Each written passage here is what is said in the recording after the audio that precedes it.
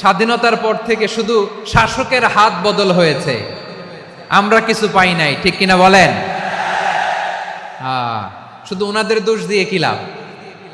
একদল খাইছে, আরেক দল খাওয়ার জন্য রেডি হয়ে আছে। আমরা এরকম চাই না। আমরা চাই স্বাধীন সার্বভৌম বাংলাদেশ, আমরা চাই দুর্নীতিমুক্ত বাংলাদেশ। আমি নিউজটা যে কতবার পড়লাম, এটা কি সম্ভব? 3.25 লাখ কোটি টাকা লুটপাট, মানে লুটপাট করতে করতে এদেশের জনগণকে ফুটপাতে বসায় দিচ্ছে। প্রথম আলোর রিপোর্ট, কি আলো? প্রথম আলোর রিপোর্ট, গত 15 বছরে উন্নয়নের নামে লুটপাট হয়েছে প্রায় 3.25 লাখ কোটি টাকা। কার রিপোর্ট? আমাদের বানানো কথা।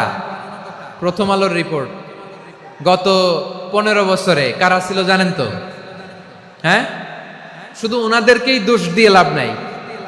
2022 সালে জাপানের সাথে জার্মানির খেলা, ফিফা ওয়ার্ল্ড কাপ 2022, এক পক্ষে জাপান, আরেক পক্ষে কোন দেশ? কথা শোনে নাই। এক পক্ষে কোন দেশ, আরেক পক্ষে সবাই। এক পক্ষে, আরেক পক্ষে। ওই খেলায় জিতেছিল জাপান, জিতেছিল 22 সালের এই ফিফা ওয়ার্ল্ড কাপে। জাপান ফুটবল খেলায় জিতে, as a part of their celebration তারা খেলার পরে পুরো স্টেডিয়ামটারে ক্লিন করে, the fan base of Japan, লক্ষ লক্ষ মানুষ খেলা দেখতে যায়, তো এত ডাস্টবিনও তো নাই। তো যারা ডাস্টবিনে জায়গা পায় নাই, তারা এই যে চকলেটের প্যাকেট, পানির বোতল, চিপসের প্যাকেট তারা এদিকে সেদিকে রেখে দিয়েছে। জাপানের ভক্তরা, জাপানের ফলোয়াররা, as a part of their celebration তারা খেলার পরে পুরো স্টেডিয়ামের সব ময়লা আবর্জনা ক্লিন করে তারপরে বিদায় নিয়েছে। তাদেরকে কি ক্লিন করার দায়িত্ব দেয়া হয়েছিল? এই যশোর, জাপানের যে ছেলেরা খেলা দেখতে গেছিল ওদেরকে কি ক্লিন করার দায়িত্ব দিছিল? তারা কি স্টেডিয়ামের পরিচ্ছন্নতা কর্মী? তাদের আকল, তাদের সিক্স সেন্স তাদেরকে বলেছে। ছোটবেলা থেকে জাপান গভর্নমেন্ট ওদেরকে এত পরিচ্ছন্নতা শেখায়, ক্লিনলিনেস অ্যাওয়ারনেস ক্যাম্পেইন করায়।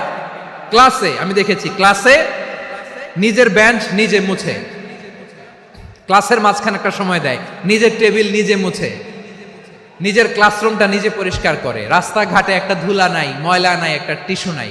খেলার পরে গোটা বিশ্বকে তাক লাগিয়ে দিয়েছে। জাপানের ফ্যানরা সবার রেখে যাওয়া গার্বেজ, টিস্যু, বোতল পরিষ্কার করে তারপরে স্টেডিয়াম থেকে বিদায় নিয়েছে। আমরা কেন এমন হইতে পারলাম না? আমরা কেন এমন হইতে পারলাম না? জাপানের যারা এগুলো করছে ওদের 3টা করে চোখ না? চোখ তো 3টা, জাপানো লাগো। জাপানো লাগো হাত তো 4টা, কান তো 6টা। হ্যাঁ, নাকি আমার মতো 2 হাত 2 কানওয়ালা মানুষ? চোখে দেখলে ওটা মানুষ না। চিন্তা করছেন? তার মানে জাপানিজদেরকে যে গ্রুমিং করে শিখানোর মাধ্যমে পরিচ্ছন্ন বানানো গেছে। ওরা যেমনি মানুষ, আমরাও মানুষ। আমাদের সন্তানদেরকে শেখালে তারাও পারবে। পারবে কিনা? 2 নম্বর উদাহরণ বলি। চট্টগ্রাম ফেনীতে যারা গিয়েছেন, মেঘনা গোমতী ব্রিজ প্রকল্প নাম শুনছেন? মেঘনা একটা ব্রিজ পার হওয়া লাগে। এই মেঘনা গোমতী, এখানে 3টা ব্রিজ, কাঁচপুর সহ এই 3টা ব্রিজের নির্মাণ কাজ, রেনোভেশনের কাজ দেয়া হয়েছিল জাপানের একটা কোম্পানিকে। কাকে? জাপানের কোম্পানির নির্মাণ শেষে 738 কোটি টাকা বেঁচে গেছিল। এটা গভর্নমেন্টের হাতে দিয়ে তারা বিদায় নিয়েছে। কত টাকা? 738 কোটি টাকা। যত প্রাক্কলিত ব্যয় নির্ধারণ করা হয়েছে সব টাকা সরকার, তৎকালীন সরকার 2019-এর সরকার, কারা ছিল তো জানেন? এই 2019-এর সরকার তাদেরকে দিয়েছে। তারা রিনোভেশন নির্মাণ শেষে 738 কোটি টাকা অতিরিক্ত বেঁচে গেছিল। এটা আবার গভর্নমেন্টের হাতে বুঝাই দিয়ে তারা বিদায় নিচ্ছে। আমরা কেন এমন হইতে পারলাম না? জাপানের ওরাও মানুষ, আমরাও মানুষ। তার মানে মানুষে মানুষে পার্থক্য আছে না নাই? আচ্ছা, জাপানের 2টা উদাহরণ দিলাম, এবার আমার দেশের 2টা উদাহরণ দিব না? বাংলাদেশের 2টা উদাহরণ দিই। 1 নম্বর উদাহরণ, গত সপ্তাহে আপনারা জানেন কক্সবাজার আমার একটা প্রোগ্রাম ছিল, তো হেলিকপ্টারে গিয়েছিলাম।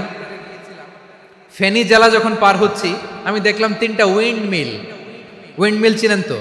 বিশাল পিলার, 3টা 4টা পাখা থাকে, বায়ু বিদ্যুৎ কেন্দ্র, বাংলাদেশের প্রথম বায়ু বিদ্যুৎ কেন্দ্র এটা, মুহুরী প্রজেক্ট বলে এটা সম্ভবত, মুহুরী প্রজেক্ট। তো সাগরের বাতাসের ঝাপটায় এটা ঘুরে এনার্জি হয়, ইলেকট্রিসিটি উৎপাদন হয়।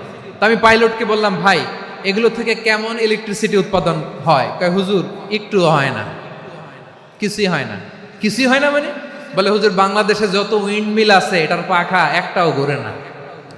আল্লাহ, বলেন কি? তাহলে এই যে কোটি কোটি টাকা ব্যয় করে যে উইন্ড মিল, কয় হুজুর ভিতরে ফিটফাট, উপরে ফিটফাট, ভিতরে সদরঘাট।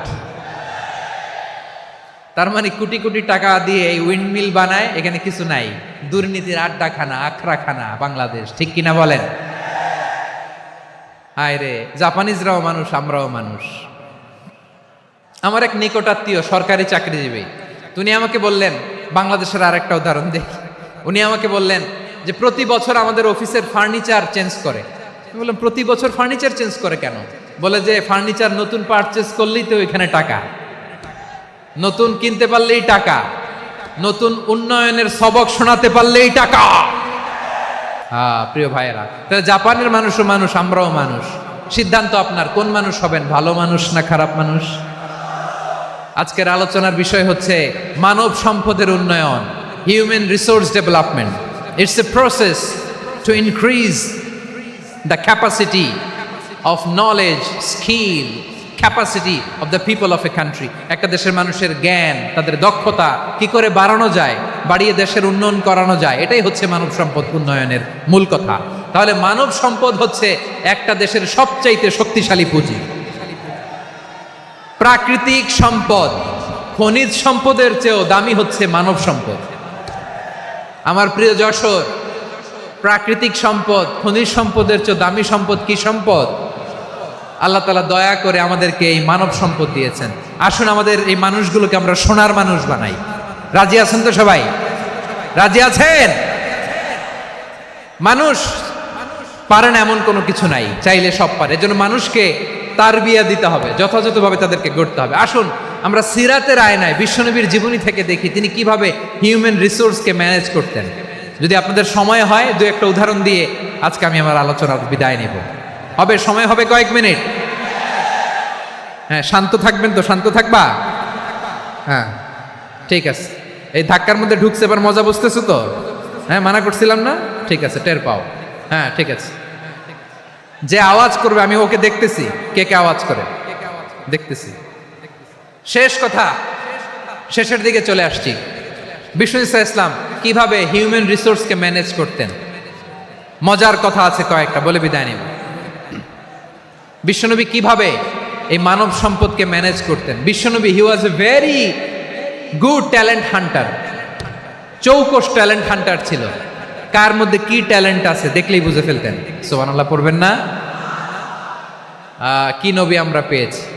হি was a very good talent hunter. আমার নবী তিনি চৌকস ট্যালেন্ট হান্টার ছিলেন। কার মধ্যে কি প্রতিভা বের করতেন, ওই প্রতিভাকে ইসলামের কল্যাণে কাজে লাগাতেন। সুবহানাল্লাহ বলেন। যাকে যেই জায়গায় সেট করলে ভালো হবে তাকে ওই জায়গায় সেট করতেন। কয়েকজন সাহাবীর জীবনী শোনাই। আবু মাহজুরা রাদিয়াল্লাহু তাআলা আনহু, মক্কার মুয়াজ্জিন, আগে ছিল মুশরিক, পরে হয়েছে মুমিন। উনি কিভাবে মুমিন হইলেন এই ঘটনাটা একটু আপনাদের শোনাতে চাই। তো আপনাদের তো সময় নাই হাতে। হ্যাঁ সময় আছে? এই জেনজি শেষ করে দিল আজকের প্রোগ্রামটা। 1 ঘন্টা ধাক্কা ধাক্কি করে কেমনি দাঁড়ায় আছে আমি বুঝলাম না।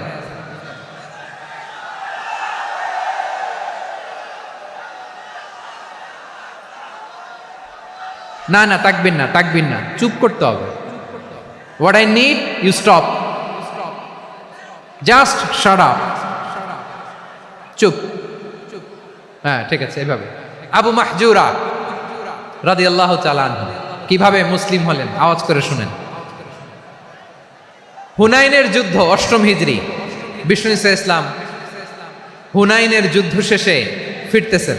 পথিমধ্যে বেলাল রাদিয়াল্লাহু তাআলা আনহু, এই যে আবার কথা, আই রে আল্লাহ রে, এখানে ধাক্কা ধাক্কি কেন? চলে যাও, পেছনে যাও, যাও পেছনে যাও। কি আজীব তামাশা! যেখানে যায় এখানে ধাক্কা ধাক্কি, মারামারি, গায়ের উপরে, কাঁধের উপরে, শাউটিং। অনেক গুরুত্বপূর্ণ কথা পয়েন্ট করে নিয়ে আসে যে বলবো, এই শাউট করার কারণে প্রোগ্রামটাই নষ্ট করে দেয়। আসছে আমার ভালোবাসা দেখাইতে, প্রোগ্রামটাই শেষ করে দিয়ে চলে যায়। স্টপ। আবার কথা বল, স্টপ। হুনাইনের যুদ্ধে 8ম হিজরি, কত হিজরি সবাই বলেন না একটু, কত হিজরি? 8ম হিজরিতে হুনাইনের যুদ্ধে রাসূল সাল্লাল্লাহু আলাইহি ওয়াসাল্লাম ফিরে আসতেছেন মদিনায়। পথিমধ্যে বেলাল রাদিয়াল্লাহু তাআলা আনহু আজান দিচ্ছেন। কি দিচ্ছেন? তো পাশে ছিল মুশরিকদের একটা পল্লী, কিছু মুশরিক তরুণ, কিছু অমুসলিম কিশোর, তারা আজানকে ব্যঙ্গ করতেছে। আমাদের বাংলায় মুখ ভেঙ্গানো বলে আর কি। বেলাল রাদিয়াল্লাহু তাআলা আনহু আজান দিচ্ছেন, ওই বাচ্চাগুলো মুশরিক, তো ওরা আজানকে ব্যঙ্গ করতেছে, বিকৃতি করে ওরাও আজান দিচ্ছে। উদ্দেশ্য হচ্ছে আজানকে নিয়ে ঠাট্টা করা। উদ্দেশ্য কি? ঠাট্টা করা। ব্যাপারটা মনে কষ্ট পাওয়ার মতো ব্যাপার না? কিন্তু বিশ্বনবী ওইখানে দেখেন কি খুঁজলেন। বিশ্বনবী খেয়াল করলেন অমুসলিম কিশোরদের মধ্য থেকে একটা কিশোরের গলাটা বড় দরাজ গলা, কণ্ঠটা বড় সুন্দর। খেয়াল করে দেখলেন যে কিছু কিশোর বেলালের আজানকে ব্যঙ্গ করে, বিকৃতি করে, কিন্তু একজনের কণ্ঠ দেখতে পাচ্ছেন না এত দূরে, কিন্তু কণ্ঠটা বড় সুন্দর, দরাজ গলা। বিশ্বনবী সাহাবীদেরকে বললেন, ধরো এগুলারে, ধরো। সবগুলারে ধরে বিশ্বনবীর সামনে আনা হলো। ওরা হাঁটু গেড়ে বসলো। বিশ্বনবী বললেন, তোমাদের মধ্যে কে যেন ব্যঙ্গ করে আজান দিচ্ছিল, তার গলাটা বড় উঁচু, গলার বেসটা বড় মজবুত, মেলোডিয়াস, সুমধুর কণ্ঠ। কে? আবু মাহজুরা বলে, আমার বন্ধুরা সবাই আমার দিকে আঙ্গুল দেখায়, আমি পড়ে গেছি বিপদে। রাসূল সাল্লাল্লাহু আলাইহি ওয়াসাল্লাম বাকি অমুসলিম তরুণদেরকে ছেড়ে দিলেন, বললেন তোমরা যাও। এবার আবু মাহজুরারে পাইছে। আবু মাহজুরার চুলের মধ্যে হাত দিলেন বিশ্বনবী, মাথায় হাত দিয়ে বললেন, এবার আজান দাও দেখি। আবু মাহজুরা বলে, আমি তো আজান দিতে জানি না, কারণ আমি তো বেলালেরটা শুইনা দিছি, আমার তো মুখস্থ নাই, আমি তো আজান দিতে জানি না। বিশ্বনবী বললেন, জানো না? তাহলে আসো, আমি তোমারে শিখাই দেই। সুবহানাল্লাহ পড়ে। আবু মাহজুরা হাঁটু গেড়ে বসে, বিশ্বনবীর মোবারক হাত আবু মাহজুরার চুলের মধ্যে। বিশ্বনবী আজানের মুআল্লিম আবু মাহজুরাকে বলতেছে, ঠিক আছে তোমারে শিখাই দিচ্ছি, আমি যা যা বলবো আমার সাথে সাথে বলো, পারবা? আবু মাহজুরা বলে, পারবো। বিশ্বনবী আজান দিচ্ছেন, মাথায় হাত দিয়ে আল্লাহু আকবার,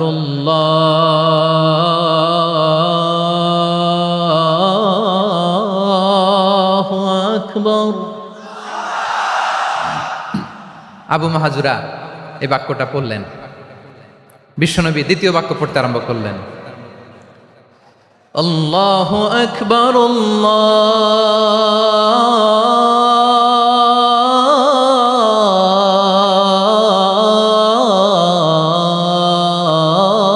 আল্লাহু আকবার। আবু মাহজুরা এই বাক্যটাও বললেন। বিশ্বনবী আবু মাহজুরার মাথার মধ্যে হাত দিয়ে তৃতীয় বাক্য বললেন, আশহাদু আল্লা ইলাহা ইল্লাল্লাহ,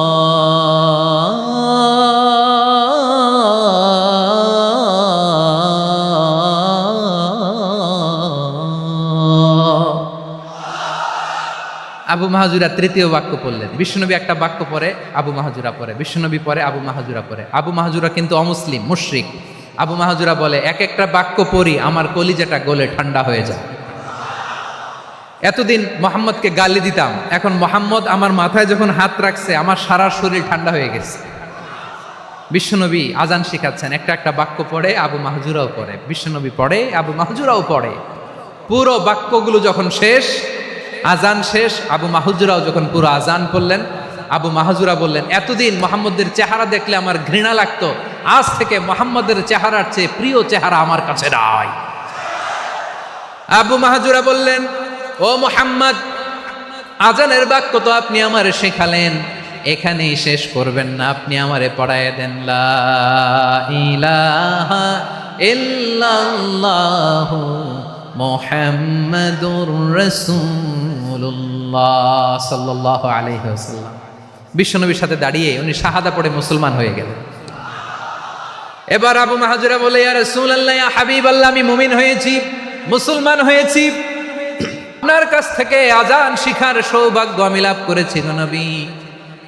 আমার কণ্ঠের বড় তারিফ করেছেন আপনি, আমার আজানকে আপনি পছন্দ করেছেন। একটা জিনিস আপনার কাছে চাই, আপনি আমাকে মক্কার মসজিদুল হারামের মুয়াজ্জিন হিসেবে অ্যাপয়েন্ট করে দে।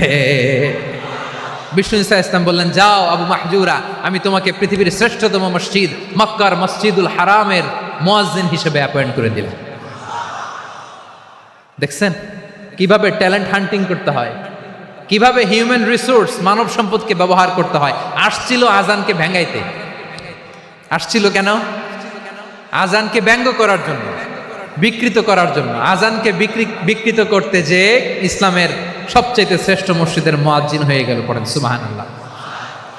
হযরত আবু মাহজুরা রাদিয়াল্লাহু তাআলা আনহু ওনার এই সুললিত কণ্ঠ ব্যবহার করে মসজিদুল হারামে এত সুন্দর করে আল্লাহু আকবার বলে আজান দিতেন, মানুষগুলোর, মুসল্লিগুলোর, মক্কাবাসীর হৃদয়কে তিনি বিগলিত করে দিতেন। মানুষের হৃদয়কে ঠান্ডা হয়ে যেত। শুধু এখানেই শেষ না আমার যশোরের ভাইয়েরা।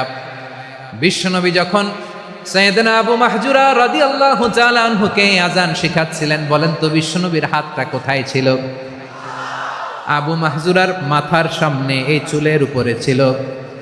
আবু মাহজুরা ওই স্মৃতিটাকে ধারণ করবার জন্য, ওই স্মৃতিকে বহন করার জন্য বিশ্বনবীর মোবারক হাত আবু মাহজুরার কপালের চুলের যেই জায়গায় লেগেছে, মৃত্যুর আগের দিন পর্যন্ত আবু মাহজুরা মাথার ওই চুলে কোনোদিন ছুরি আর কামার লাগায় নাই,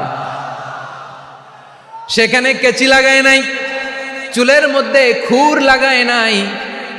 আবু মাহজুরা ডান দিকের চুল কাটতো, বাম দিকের চুল কাটতো, পেছনের চুল কাটতো, সামনের চুল কাটতো না। আবু মাহজুরা রাদিয়াল্লাহু তাআলা আনহুর সামনের চুলগুলো বড় হতে হতে যখন এত বড় হয়ে যায়, তিনি চুলগুলো পেঁচিয়ে মাথার মধ্যে রাখতেন। তারপরে তিনি পাগড়ি পরতেন। সবাই জিজ্ঞেস করতো, আবু মাহজুরা এটা আবার কেমন স্টাইল? দেখতে তোমার কি বিদঘুটে লাগে? কেমন অড লাগে? কেমন খারাপ দেখা যায়? মক্কায় এমন কোনো মানুষ তো দেখি নাই, ডানে চুল কাটে, বায়ে চুল কাটে, পেছনে চুল কাটে, সামনে কাটে না। ওরে আবু মাহজুরা, কেমন দেখা যায় তোমারে? তুমি সামনের চুল কাটো না কেন? আবু মাহজুরা বলে, আমি হাঁটু গেড়ে পেয়ারা নবীর সামনে বসেছিলাম, আমার এই মাথার চুলের মধ্যে মুবারক হাত লাগিয়ে বিশ্বনবী নিজে আমাকে আজানের প্রতিটা বাক্য শিক্ষা দিয়েছেন। বিশ্বনবীর মোবারক হাত, পবিত্র হাত আমার মাথার চুলের যেই জায়গায় লেগেছে, আমি চাই ওই চুলগুলা নিয়ে আমি আমার কবরের ভিতরে যাব। সাইয়েদনা আবু মাহজুরা রাদিয়াল্লাহু তাআলা আনহু ইন্তেকালের আগের পর্যন্ত মাথার সামনের চুলগুলা কাটে নাই। মাথার সামনের চুল তিনি কাটেন নাই। সুবহানাল্লাহ বিহামদি। কেমন ভালোবাসতেন বিশ্বনবী সাহাবীদেরকে, সাহাবারা কেমন ভালোবাসতেন বিশ্বনবীকে। সামনের চুলগুলো বড় হতে হতে এত বড় ছিল, পেঁচিয়ে রেখে পাগড়ি পরতেন, কাটতেন না। নবীর হাত লেগেছিল। সুবহানাল্লাহ পড়েন। তাহলে what is the lesson? Moral of the story কি? মোরাল অফ দ্য স্টোরি হচ্ছে, আসছিল আজানকে ব্যঙ্গ করার জন্য, বিকৃত করার জন্য, হয়ে গেল মসজিদুল হারামের মুয়াজ্জিন। দেখেন বিশ্বনবী একটা খারাপ সিচুয়েশনের মধ্যে থেকে কি ভালো জিনিস বের করে আনলেন। আমি যে শুরুতে বলেছি কিভাবে তিনি হিউম্যান রিসোর্সকে ডেভেলপ করেছেন, ম্যানেজ করেছেন। তিনি যে চৌকস ট্যালেন্ট হান্টার ছিল, দেখেন সবার মধ্যে থেকে এর বাছাই করে মুয়াজ্জিন বানাই দিয়েছেন। সুবহানাল্লাহ পড়েন। তার মানে এই না সবাইরে ধরে ধরে উনি মুয়াজ্জিন বানাইছেন। যার যেই ট্যালেন্ট আছে তাকে ওই কাজে অ্যাসাইন করেছেন। যার যেই প্রতিভা আছে তার প্রতিভাকে ইসলামের কাজে লাগিয়েছেন। সুবহানাল্লাহ পড়েন। যায়েদ বিন সাবিত রাদিয়াল্লাহু তাআলা আনহু নাম শুনেছেন? যশোর কথা বেরোয় না। যদি জিজ্ঞাসা সালমান খানের নাম শুনছেন, সবাই হাত তুলবে, জি হুজুর শুনছি, মানে সব দেখা শেষ। সালমান খান, আমির খান, অমুক খান, সব খান মুখস্থ, কিন্তু যায়েদ বিন সাবিতের নাম মুখস্থ নাই মুসলমানদের। যেই সাহাবী মাথার সামনের চুল কাটে নাই, মসজিদুল হারামের মুয়াজ্জিন বানাইছেন বিশ্বনবী, সাহাবীর নাম কি? খায়া ফেলাইছে, স্লোগানের সাথে খায়া ফেলাইছে। আবু মাহজুরা। কি নাম?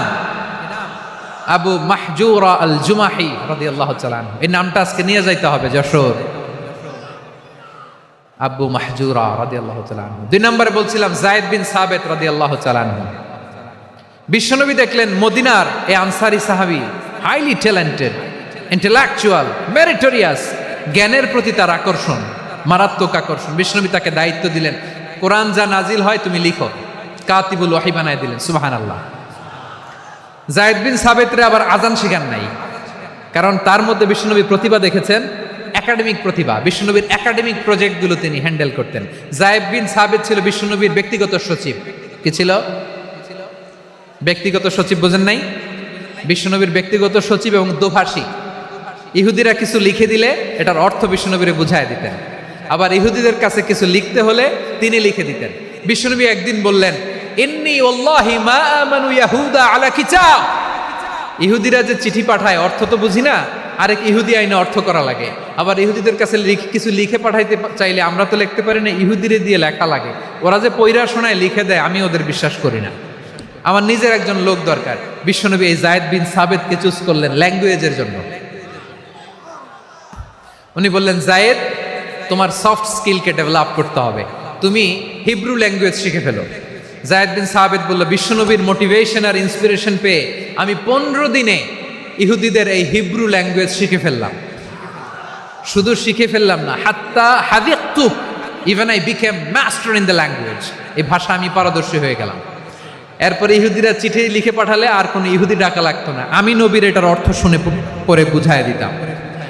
আবার ইহুদিদের কাছে চিঠি লেখা লাগলে আমি যায়েদ বিন সাবিত চিঠি লিখে দিতাম।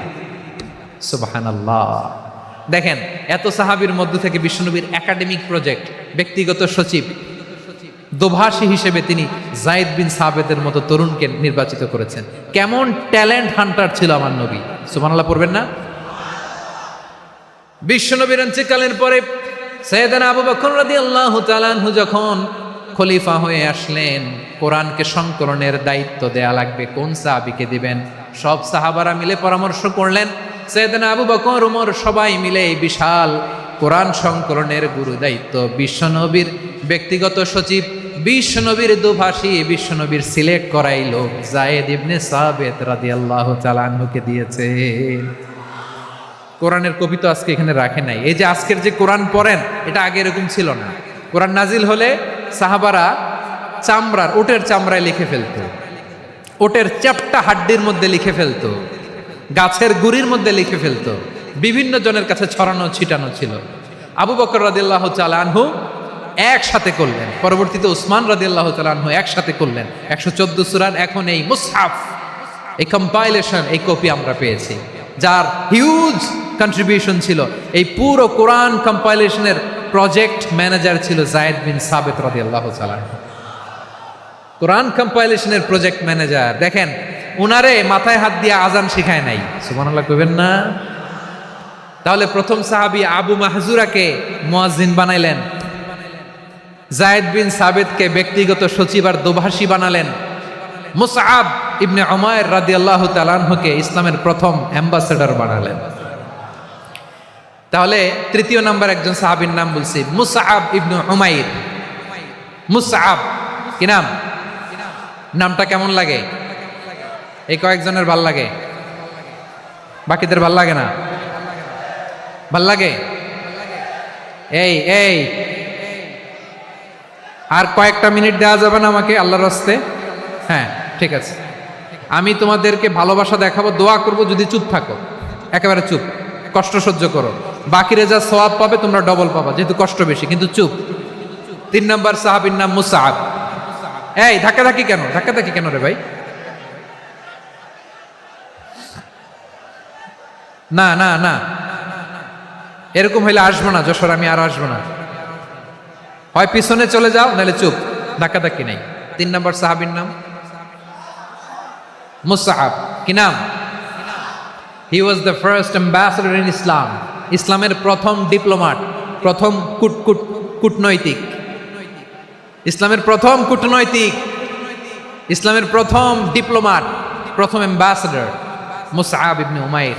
মক্কার তরুণ যুবক, উনি পারফিউম লাগাইলে মানুষ দেখলেই বুঝতো এটা মুসআব লাগাইছে। এমন ড্যাশিং ফেসের ছিল, এমন স্মার্ট ড্যাশিং ফেস, এমন পার্সোনালিটির মানুষ ছিল মুসআব রাদিয়াল্লাহু তাআলা আনহু। কারণ যিনি ইসলামের স্পোকম্যান হবেন, মুখপাত্র হবেন, তার স্মার্ট হওয়ার দরকার আছে না নাই? আকাবার প্রথম শপথ যখন হলো, তাদের সাথে বিষ্ণু ঈসা ইসলাম মদিনাতে একজন মুখপাত্র পাঠালেন, ডিপ্লোম্যাটকে পাঠালেন, অ্যাম্বাসেডর অফ ইসলাম। তিনি হচ্ছেন মুসআব ইবনে উমাইর। পড়েন সুবহানাল্লাহ। বিশ্বনবী দেখলেন সে অনেক স্মার্ট, তার ডেডিকেশন আছে, সিনসিয়ারিটি আছে, এবং মদিনায় যে আউস খাজরাজ গোত্রের নেতাদের সাথে ডিল করতে হবে, ইহুদিদের সাথে ডিল করতে হবে, ওখানে একজন পাক্কা জানু খেলোয়াড়ের দরকার আছে না নাই? মুসআব ইবনে উমাইর রাদিয়াল্লাহু তাআলা আনহু, ওনাকে বিষ্ণু ঈসা ইসলাম চুজ করলেন। এবং বিষ্ণু ঈসা ইসলামের এই চুজিংটা, এই সিলেকশনটা এত সুন্দর ছিল, তিনি মদিনাতে যে বিশ্বনবী আসার আগেই মদিনার জমিনকে তিনি উর্বর করে ফেলছেন। প্রতিটা ঘরে ঘরে কালিমার দাওয়াত তিনি পৌঁছায় দিচ্ছেন। জুমার বিধান নাজিল হয়েছে, কিন্তু মক্কায় পরিবেশ নাই জুমা পালনের। বিষ্ণু ঈসা ইসলাম একজনকে দিয়ে খবর পাঠালেন, যাও মদিনায় মুসাবকে যে বলো, মুসাব তো আমার শিক্ষক, আমার স্পোকম্যান, মদিনাতে যেন তারা জুমা কায়েম করে। বিশ্বনবীর আগেই মুসাব মদিনার মুসলিমদেরকে নিয়ে মদিনায় প্রথম জুমা কায়েম করে ফেলছে। কোন সুবহানাল্লাহ। ডিপ্লোম্যাটদের কেমন হইতে হয়, অ্যাম্বাসেডারের কেমন হইতে হয়, মুসআব রাদিয়াল্লাহু তাআলা আনহুর কাছ থেকে শিখে নাও। মুসআব নামটা কেমন লাগে? যশোর, যাদের সন্তান হবে ছেলে সন্তান, আমার রাস্তায় পাইলে সবাই জিজ্ঞেস করে, হুজুর একটা নাম দেন, আমার ছেলে হবে। যশোরবাসীর জন্য আমি একটা নাম দিয়ে দিলাম, নাম রাখতে হবে মুসআব। কি নাম? নামটা যাদের ভাল লাগে, ছেলে সন্তান অনাগত আসবে, মনে চাইলে নাম রেখে দিবেন মুসআব রাদিয়াল্লাহু তাআলা আনহুর নামে মুসআব। তাহলে মুসআব রাদিয়াল্লাহু তাআলা আনহুকে বিশ্বনবী ল্যাঙ্গুয়েজ শিখান নাই, সফট স্কিল শিখান নাই। যায়েদ রাদিয়াল্লাহু, তিনি হিব্রু ল্যাঙ্গুয়েজ শিখেছেন, সুরিয়ানি শিখেছেন, কিন্তু মুসআবকে তিনি বানিয়েছেন the spokesman of Islam, the first diplomat, the ambassador of Islam. সুবহানাল্লাহ পড়বেন না? আব্দুল্লাহ ইবনে আব্বাস রাদিয়াল্লাহু তাআলা আনহু, বিশ্বনবীর কাজিন, চাচাতো ভাই। আবার মাইমুনা রাদিয়াল্লাহু তাআলা আনহু, মাইমুনা নবীর স্ত্রী, তিনি ছিলেন আব্দুল্লাহর আপন খালা। তো নবীর বউ যদি উনার খালা হয়, নবী তার কি? বুঝে নাই, নবী তার কি? খালু। তাহলে সম্পর্ক অনেক গভীর, কাজিন আবার খালু। ছোট্ট মানুষ, তাই রাতে মাঝে মাঝে ঘরে থাকতো। বিশ্বনবী দেখলেন আব্দুল্লাহ যেহেতু আমার ঘরে ঢুকতে পারে, আব্দুল্লাহরে এই উম্মতের বড় শিক্ষাবিদ বানাইতে হবে। কথা বোঝে নাই? আব্দুল্লাহকে কি বানাইতে হবে? শিক্ষাবিদ, এডুকেটর অফ দিস উম্মাহ, এই উম্মার শিক্ষাবিদ বানাইতে হবে। তাই আব্দুল্লাহ ইবনে আব্বাসকে বিশ্বনবী হাতে কলমে শিক্ষা দিয়েছেন। আহারে, আর এরপরে যে কি ভাষা আসবে তোমাদের জন্য আমার মুখ থেকে আমি নিজেও জানি না। 1 ঘন্টা যাবত ধাক্কা ধাক্কি মারামারি। তো আসতে বলছে কে তোমাকে? পেছনে চলে যাও, জায়গা না পেলে। পুরো প্রোগ্রামটাই নষ্ট করে দিল।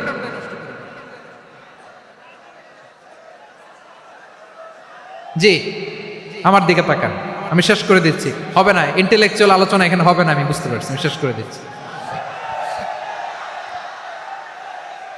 আব্দুল্লাহ ইবনে আব্বাস রাদিয়াল্লাহু তাআলা আনহু, মনোযোগ দিয়ে কয়েকটা মিনিট শুনুন, আমি এখনই শেষ করে দিচ্ছি, এরপর আওয়াজ করবো। এই যে এগুলো কি আমি বুঝলাম না। আমি বললাম না সব করা যাবে, বসে যাও, শুয়ে যাও, চলে যাও, আওয়াজ করা যাবে না। অন্যকে বসো এটাও বলার দরকার নেই, জাস্ট এদিকে তাকাও। আল্লাহ। আব্দুল্লাহ ইবনে আব্বাস রাদিয়াল্লাহু তাআলা আনহু, ওনাকে বিশ্বনবী হাতে কলমে শিক্ষা দিয়েছেন, যেহেতু উম্মতের শিক্ষাবিদ হবেন, এডুকেটর হবেন। তো বিশ্বনবী রাতে যখন তাহাজ্জুদ পড়তেন, ছোট্ট আব্দুল্লাহ ঘরে থাকতো, বুঝতে পেরেছেন? ছোট্ট মানুষ তো ঘরে থাকতো। তো বিশ্বনবী তাহাজ্জুদের জন্য একবার দাঁড়িয়েছেন, ছোট্ট আব্দুল্লাহ ওযু করে দাঁড়াইছে। আচ্ছা বলেন তো, ইমাম আর মুসল্লি মোট যদি 2 জন হয়, একজন ইমাম একজন মুসল্লি, তো মুসল্লি ইমামের কোন দিকে দাঁড়াবে? ডানে দাঁড়াবে। ছোট্ট আব্দুল্লাহ বুঝে নাই, বিশ্বনবী তাহাজ্জুদ শুরু করেছেন, উনি ইক্তেদা করছেন আর দাঁড়াইছেন বায়ে। কোথায় দাঁড়িয়েছেন? আব্দুল্লাহ বলেন, যখন আমি বায়ে দাঁড়ালাম, আখাযা রাসূলুল্লাহ সাল্লাল্লাহু আলাইহি ওয়াসাল্লাম উযুনি আল ইউমনা ইয়াফতিলুহা, বিশ্বনবী নামাজরত অবস্থায় আমার কান ধরে টেনে আমার ডান দিকে এনে দাঁড় করায় দিলেন। পড়েন সুবহানাল্লাহ। দেখেন, হাতে কলমে শিক্ষা। আর জীবনে ভুল হবে? কথা কয় না, আর ভুল হবে? আর ভুল হবে না। এভাবে বিশ্বনবীর অনেক সঙ্গ পেয়েছেন, সফর করেছেন, একই বাহনে বসেছেন, এক বাহনে বসে লম্বা নাসিহত করেছেন, বলেছেন ইয়া গোলাম ইহফাজিল্লাহ ইয়াহফাজকা ইহফাজিল্লাহ তাজিদহু তুজাহাক ইযা সাআলতা ফাসআলিল্লাহ ওয়া ইযা ইসতাআনতা ফাসতাইন বিল্লাহ। আল্লাহর বিধান মানো, আল্লাহর বিধান রক্ষা করো, আল্লাহ তোমায় রক্ষা করবে।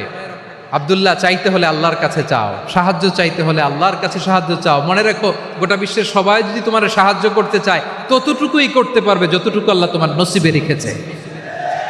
গোটা বিশ্ব যদি তোমার বিরুদ্ধে ষড়যন্ত্রে দাঁড়িয়ে যায়, ক্ষতি ততটুকু করতে পারবে যতটুকু তোমার জন্য বরাদ্দ আছে। এর বাইরে কিছু করতে পারবে না। আওয়াজ করে বলেন ঠিক কিনা? এভাবে হাতে কলমে শিখিয়েছে। বিশ্বনবীর সঙ্গ পেয়েছেন।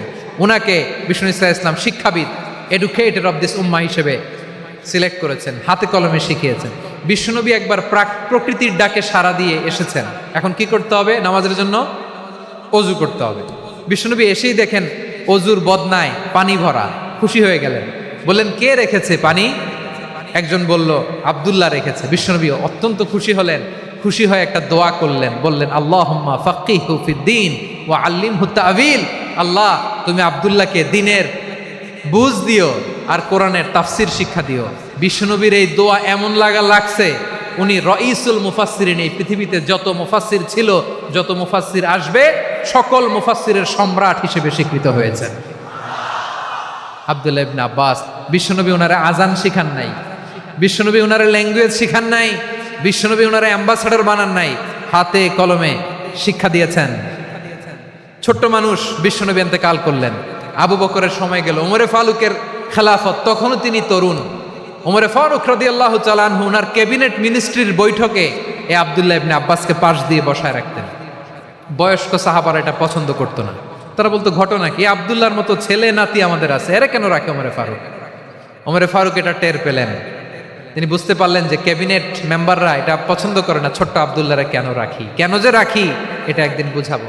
একদিন মিটিংয়ে তিনি সবাইকে বললেন, ইদা জাআ নাসরুল্লাহি ওয়াল ফাতহ। এই আয়াত দ্বারা উদ্দেশ্য কি বলেন তো মুরব্বী সাহাবীরা? এক সাহাবী বলেন, এই সূরা দ্বারা উদ্দেশ্য, আল্লাহ বলেছেন আমাদেরকে বিভিন্ন ল্যান্ড, বিভিন্ন এলাকা বিজয় করতে হবে। ওমরে ফারুক বললেন, না, হয়নি। আরেকজন বললেন, বিজয় হওয়ার পর আমাদের বেশি বেশি আল্লাহর বরত্বের ঘোষণা দিতে হবে, এটা উদ্দেশ্য। ওমরে ফারুক বললেন, না, হয় নাই। যারা জিজ্ঞেস করেন কেউ পারে না। সব শেষে বিশ্বনবী ছোট্ট আব্দুল্লাহরে বলেন, আব্দুল্লাহ, ইদা জাআ নাসরুল্লাহি ওয়াল ফাতহ, এর দ্বারা উদ্দেশ্য কি বলো তো? ছোট্ট আব্দুল্লাহ বলেন, হুয়া আজালু রাসূলিল্লাহ। এই আয়াত দ্বারা বিশ্বনবীর বিদায়কে উদ্দেশ্য নেওয়া হয়েছে। ওমরে ফারুক বললেন, হাদা হুয়া, এটাই তো সঠিক উত্তর, এটাই সঠিক তাফসীর এই আয়াতের। কারণ ইদা জাআ নাসরুল্লাহি ওয়াল ফাতহ, যখন আল্লাহর সাহায্য আর বিজয় আসবে, ওয়ারাআইতান নাসা ইয়াদখুলুনা ফি দীনিল্লাহি আফওয়াজা, আপনি দেখবেন দলে দলে, ঢলে ঢলে, বানের পানির মতো মানুষ ইসলামের দিকে ঢুকতেছে। ইসলামের বিজয় হয়েছে। তো ইসলামের বিজয়ের মিশন নিয়ে নবী আসছে, বিজয়ী যখন হয়ে গেছে, এখন তো নবীর বিদায় হবে। জোরে বলেন ঠিক কিনা? কোন সাহাবী এই সূক্ষ্ম কথাটা ধরতে পারে নাই, ওই আব্দুল্লাহ ছাড়া।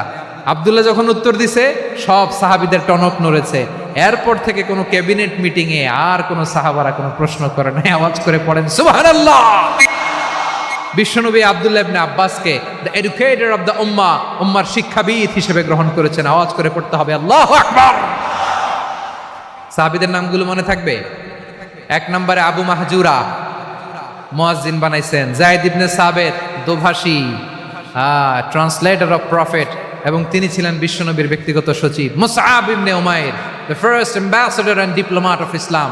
আব্দুল্লাহ ইবনে আব্বাস, এই উম্মার সবচেয়ে বড় এডুকেটর, শিক্ষাবিদ। আরেকজন ছিল আব্দুল্লাহ ইবনে মাসউদ রাদিয়াল্লাহু তাআলা।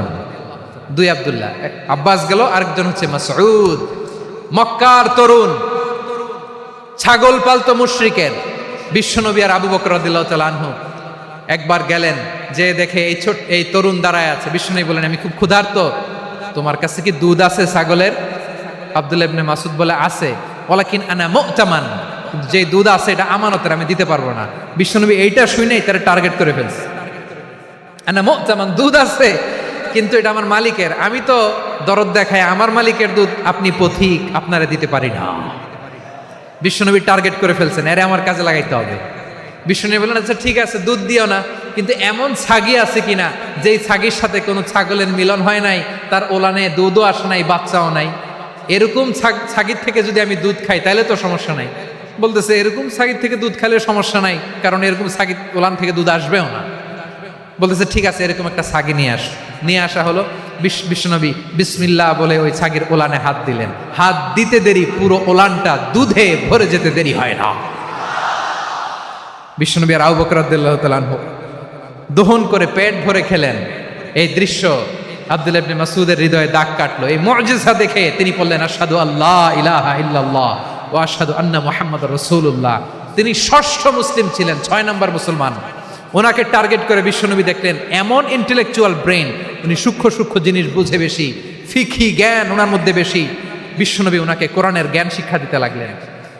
উনি বিশ্বনবী সবার কাছে কোরআন শোনায়, কিন্তু বিশ্বনবী নিজে আব্দুল্লাহ ইবনে মাসউদের কাছ থেকে কোরআন শুনতো।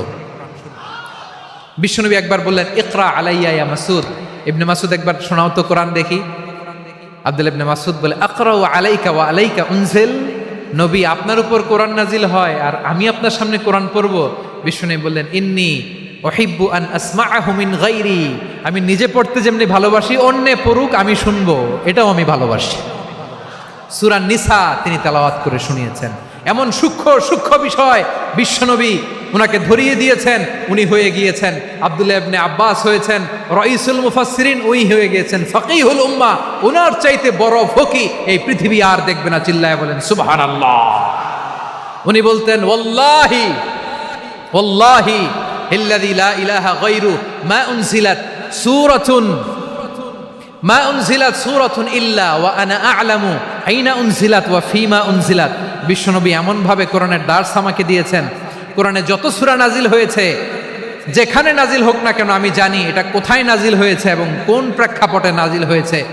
এমন একটা সূরা নাই যে সূরার কোথায় নাজিল হয়েছে আমি মাসুদের জানা নাই, কোন প্রেক্ষাপটে নাজিল হয়েছে আমার জানা নাই। এরকম ঘটবে না। চিল্লায় বলেন আল্লাহু আকবার। এই আব্দুল্লাহ ইবনে মাসউদ রাদিয়াল্লাহু তাআলা ওমর ফারুকের সময় কুফার চিফ জাস্টিস ছিলেন। কুফা নগরীর চিফ জাস্টিস বোঝেন নাই? বিচারপতি। কি ছিলেন? সবাই বলে নাই কি ছিলেন? বিচারপতি ছিলেন। এবং ওনার যে ফিকহি জ্ঞানের ধারা, এটাই আলকামা, ইব্রাহিম আন-নাখাই, হাম্মাদ ইবনে সুলাইমান হয়ে ইমাম আবু হানিফা পর্যন্ত পৌঁছেছে। এবং ওনার ফিকহি জ্ঞানের ধারাই হানাফি মাযহাবে অ্যাকসেপ্ট হয়েছে। আজও এগুলো হানাফি মাযহাবে চর্চিত হয়। হানাফি মাযহাবের সব ফিক আব্দুল্লাহ ইবনে মাসউদের ফিকহি জ্ঞানের ধারা থেকে নেওয়া হয়েছে। চিল্লায় পড়েন সুবহানাল্লাহ। তাহলে উনাকে বিশ্বনবী বানিয়েছেন জুরিস্ট, আইনবিদ, ফাকিহ। উনারে আজান শিখান নাই। হিউম্যান রিসোর্স ডেভেলপমেন্ট কিভাবে করবেন, মানব সম্পদের উন্নয়ন কিভাবে করতে হয় তা কাজে লাগাতে হয় উনি দেখিয়েছেন। সুবহানাল্লাহ পড়বেন না? খালিদ বিন ওয়ালিদ নাম শুনছেন? কে কে শোনেন নাই হাত তোলেন। কি ছিলেন? বীর যোদ্ধা ছিলেন খালিদ বিন ওয়ালিদ। কিন্তু তিনি ইসলাম ধর্ম গ্রহণ করেছেন অনেক দেরিতে, 8ম হিজরিতে। তার মানে 8ম হিজরির আগে উনি মুশরিকদের পক্ষে লড়াই করেছেন। ওনার হাতে কত মুসলিম সাহাবী যে নিহত হয়েছে হিসাব নাই। বিশ্বনবী টার্গেট করে রাখছে, তুমি আমাদের মুসলিমদের এত ক্ষতি করলা, তুমি যখন মুসলমান হবা তোমারে দিয়ে আমি এমন কাম করামু যে এটা আর কেউ করতে পারবে না। সুবহানাল্লাহ নাই? যশোর ক্লান্ত হয়ে গেছে।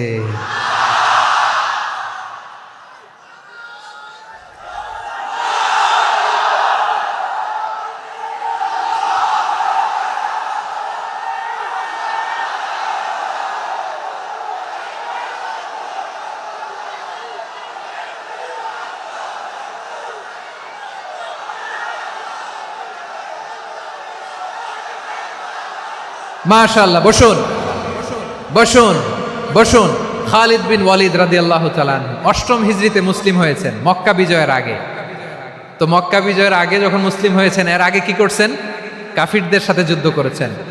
উনি উহুদের যুদ্ধে মুসলমানদের যে পরাজয় ভাব, কঠিন পরিস্থিতির মুখোমুখি উনার কারণে পেছন থেকে এমন আতর্কিত আক্রমণ করেছেন, মুসলমানদেরকে কচুকাটা করেছেন। 8ম হিজরিতে আল্লাহ তাআলা হেদায়েতের নূর দিয়ে ওনার হৃদয়টাকে উজালা করে দিলেন। লা ইলাহা এটা এমন বাণী যার হৃদয়ে একবার টাচ খাবে, এইটা থেকে সে আর পালিয়ে বেড়াতে পারে। ঝিনুকের ভেতর লুকিয়ে থাকে যেমন মতি, ঝিনুকের ভেতর লুকিয়ে থাকে যেমন মতি, কলমা শাহাদাতে আছে আল্লাহর জ্যোতি, কলমা শাহাদাতে আছে আল্লাহর জ্যোতি। ঠিক কিনা বলেন? মক্কা বিজয়ের আগে মুসলিম হলেন, হওয়ার পরেই বিশ্বনবীর টার্গেট ফুলফিল হলো। ওই যে টার্গেট করে রেখেছেন আর দোয়া করেছেন, খালিদ বিন ওয়ালিদ যদি মুসলিম হয় তাকে আমি মিলিটারি চিফ বানাবো। ওনাকে আজান শিখান নাই, ওনারে কান ধইরা নামাজের এই মাথা থেকে ওই মাথা আনান নাই, ফিকহি কোরআনের সূক্ষ্ম তাফসীর ওনারে শিখান নাই, অ্যাম্বাসেডর বানান নাই। বিষ্ণু ইসলাম উনাকে সামরিক অভিযানে প্রেরণ করেছেন।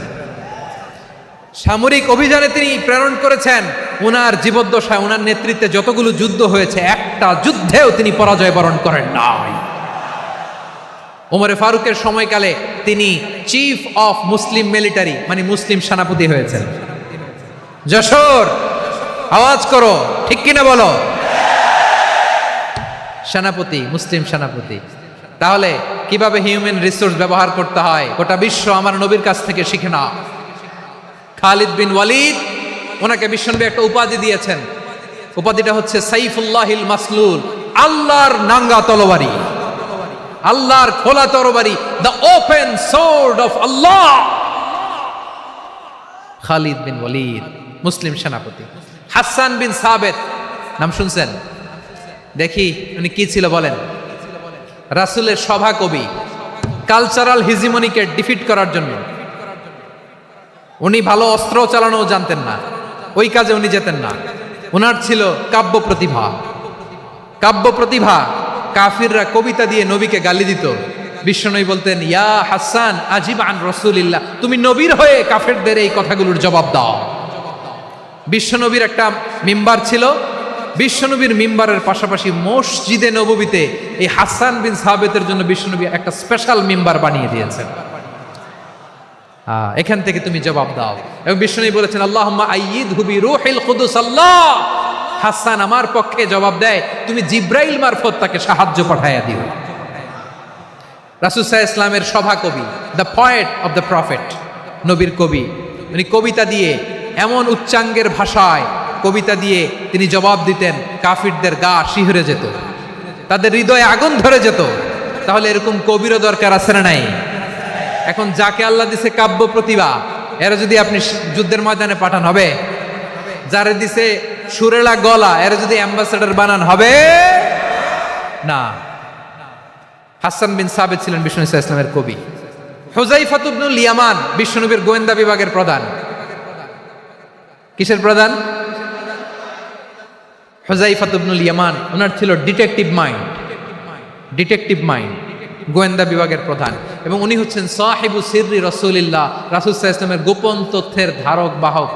নবীর যেই কথা কেউ জানে না, সব হুযায়ফার পেটের ভিতরে ছিল। সুবহানাল্লাহ পড়েন। মদিনার যত ইহুদিদের একটা লিস্ট ছিল, এই লিস্ট শুধু দুইজন জানতো, বিশ্বনবী আর হুযায়ফা। সুবহানাল্লাহ পড়বেন না? তাহলে ওনাকে কোন দায়িত্ব দিছে? কোন বিভাগ? যশোর আওয়াজ করো, কোন বিভাগ? গোয়েন্দা বিভাগের হেড ছিল। খন্দকের যুদ্ধে প্রচন্ড আজকের মতো শৈত্য প্রবাহ, মাটি খনন করতে করতে সাহাবীদের পেটে ক্ষুধা নাই, দাঁড়াইতে পারে না নামাজের জন্য, এত ক্লান্ত, ক্ষুধা, ক্লান্ত, শ্রান্ত। বিশ্বনবী বললেন, কে আছো এই কঠিন শীত, এই ভয় আর ক্ষুধার মধ্যেও খন্দকের পরীক্ষার টপকে শত্রু শিবিরে যে আমাকে তথ্য দিবা, কে আছো? কারো গায়ে শক্তিই নাই যে দাঁড়াবে, কেউ দাঁড়ায় না। বিশ্বনবী তখন নিজে হুযায়ফাকে ডাক দিলেন, হুযায়ফা, যে আমাকে আজকে শত্রু শিবিরের তথ্য এনে দিবে, সে জান্নাতে আমার মোরাফাকা, আমার সঙ্গী হবে। হুযায়ফা রাদিয়াল্লাহু ইবনুল ইয়ামান জীবনের ঝুঁকি নিয়ে এই ক্ষুধা, শৈত্য প্রবাহ, কোল্ড ওয়েভসকে উপেক্ষা করে পরীক্ষা টপকে শত্রু শিবিরে যে সবার কথাগুলো চুপে চুপে শুনে বিশ্বনবীর দরবারে এসে গোয়েন্দাদের মতো তথ্য সরবরাহ করেছে। বিশ্বনবীর গোয়েন্দা বিভাগের প্রধান হুযায়ফা ইবনুল ইয়ামান ইন্টেলিজেন্স বিভাগ চালাতেন। মুনাফিকদের নাম ওনার কাছে ছিল। মুআয ইবনে জাবাল মদিনা রাষ্ট্রের সবচেয়ে সিনিয়র আমলা ছিলেন। আমলাতন্ত্র চিনেন তো? প্রশাসনিক কাজ যারা চালায়, অ্যাডমিনিস্ট্রেশন বুঝেন না? The department of administration. মদিনার রাষ্ট্রের সিনিয়র আমলা মুআয ইবনে জাবাল মুতাখাসসিসুন ফিল হালাল ওয়াল হারাম, হালাল হারামের স্পেশালিস্ট ছিলেন। বিশ্বনবী উনাকে ইয়ামানের গভর্নর করে পাঠিয়েছেন। বলেছেন ইন্নাকা তা'তি কওমান আহলা কিতাব, এমন গোষ্ঠীর কাছে যাবা যারা ইহুদি নাসারা, আগে শাহাদা পড়লে এরপরে নামাজের দাওয়াত দিও, নামাজ পড়লে যাকাতের দাওয়াত দিও। গভর্নরের অ্যাটিটিউড যেমন থাকে তেমন অ্যাটিটিউড ধরে রেখো। সুবহানাল্লাহ পড়েন। তাহলে মুআয ইবনে জাবালকে দিয়ে বিশ্বনবী কবিতা লেখায় নাই, চিঠি লেখায় নাই, আজান দেওয়ায় নাই। সুবহানাল্লাহ পড়বেন না? সব শেষ সাহাবী বলি আবু হুরায়রা রাদিয়াল্লাহু তাআলা আনহু। নাম শুনছেন? বিড়ালের বাবা। কি করতেন? খালি হাদিস মুখস্থ করতেন। উনি বলতেন আলজামু রাসূলুল্লাহ আলা মিল ইবাতনি, আমার শুধু পেটের ক্ষুধার বন্দোবস্ত হইলে আমি নবীর সঙ্গ ছাড়তাম না। আমার আনসার সাহাবারা ক্ষেত খামারের কাজ করত, আমার মুহাজির সাহাবারা ব্যবসা করত, আর আমি নবীর সাথে সাথে থাকতাম। শুধু সকাল বিকাল দুই বেলা যদি আমার খাবারের বন্দোবস্ত হয় আমি আর নবীর লক ছাড়ি না। সুবহানাল্লাহ কইবেন না? 5374টা হাদিস তিনি বর্ণনা করেছেন। সবচেয়ে বেশি হাদিস বর্ণনাকারী সাহাবী। হাদিস প্রিজার্ভেশনের কাজে বিশ্বনবী ওনাকে কাজে লাগিয়েছেন। উনি একদিন বলেন ইয়া রাসূলুল্লাহ আসমাউ মিনকা কাসীরান ফালা আহফাজু, নবী অনেক কথা শুনি আমার মনে থাকে না। বিষ্ণু বললেন তাই? উবসুত রিদাক, তোমার চাদরটা বিছাও। আবু হুরায়রা বিছালেন, বিশ্বনবী হাত বুলায় দিলেন, এরপরে অনেক হাদিস বর্ণনা করলেন।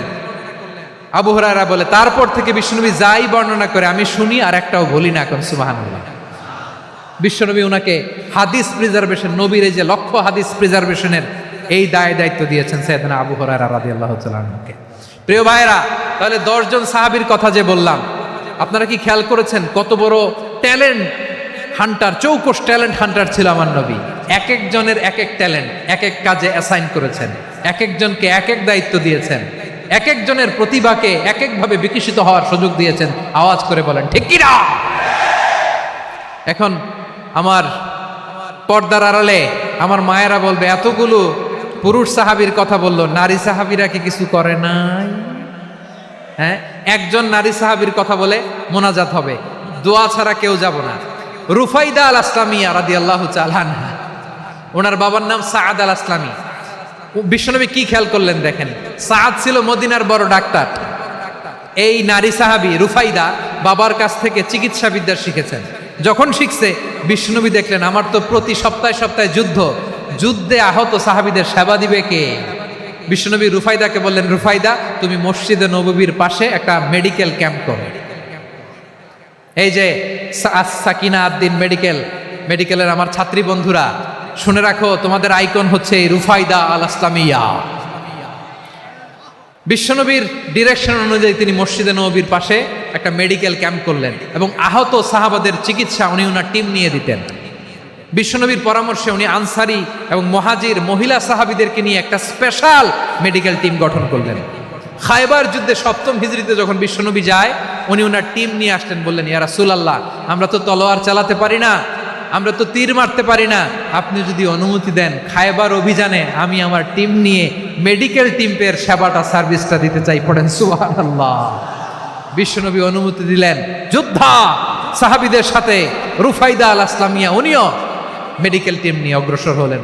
খায়বারের প্রতিটা আহত ইনজুর্ড সাহাবী যারা ইনজুরির শিকার হয়েছেন সবাই রুফাইদা আল আসলামিয়ার এই মেডিকেল ক্যাম্প থেকে চিকিৎসা সহায়তা পেয়েছেন। সুবহানাল্লাহ পড়েন।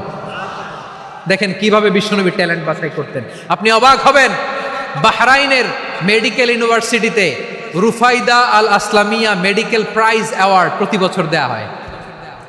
যদি 8 দিনের এই মেডিকেল আমার বোনেরা যদি জেনে থাকো জানো, না হলে নতুন করে জানো, সার্চ দিও রুফাইদা আল আসলামিয়া মেডিকেল অ্যাওয়ার্ড বাহরাইনের ইউনিভার্সিটিতে দেওয়া হয়। প্রিয় ভাইয়েরা, তাহলে আলোচনার সামারি আমরা করি।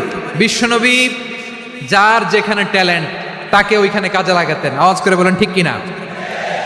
এবার একটা ইন্টারভিউ হবে, আওয়াজ করে বলেন আবু মাহজুরাকে বিশ্বনবী কি বানাইছেন? হ্যাঁ, ভুলে গেছেন?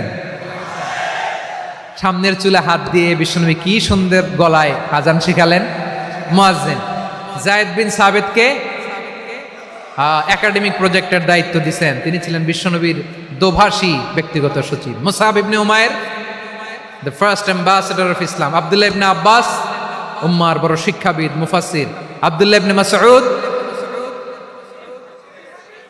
আব্দুল্লাহ ইবনে মাসউদ ছিলেন জুরিস্ট। কি ছিলেন? জুরিস্ট ছিলেন, এই উম্মার সবচেয়ে বড় জুরিস্ট। খালিদ বিন ওয়ালিদ,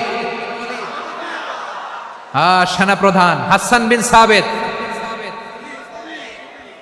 হাসান বিন সাবেত ছিলেন বিশ্বনবীর সভাকবি। কি ছিলেন? বিশ্বনবীর সভাকবি ছিলেন। এরপরে হুযায়ফা ইবনুল ইয়ামান কি ছিলেন? গোয়েন্দা বিভাগের প্রধান। মুআয ইবনে জাবাল কি ছিলেন? সিনিয়র আমলা, ইয়ামানের গভর্নর। আবু হুরায়রা রাদিয়াল্লাহু তাআলা আনহু হাদিস প্রিজার্ভেশনের কাজ করেছেন। আর আমাদের রুফাইদা আল আসলামিয়া রাদিয়াল্লাহু তাআলা আনহা কি ছিলেন?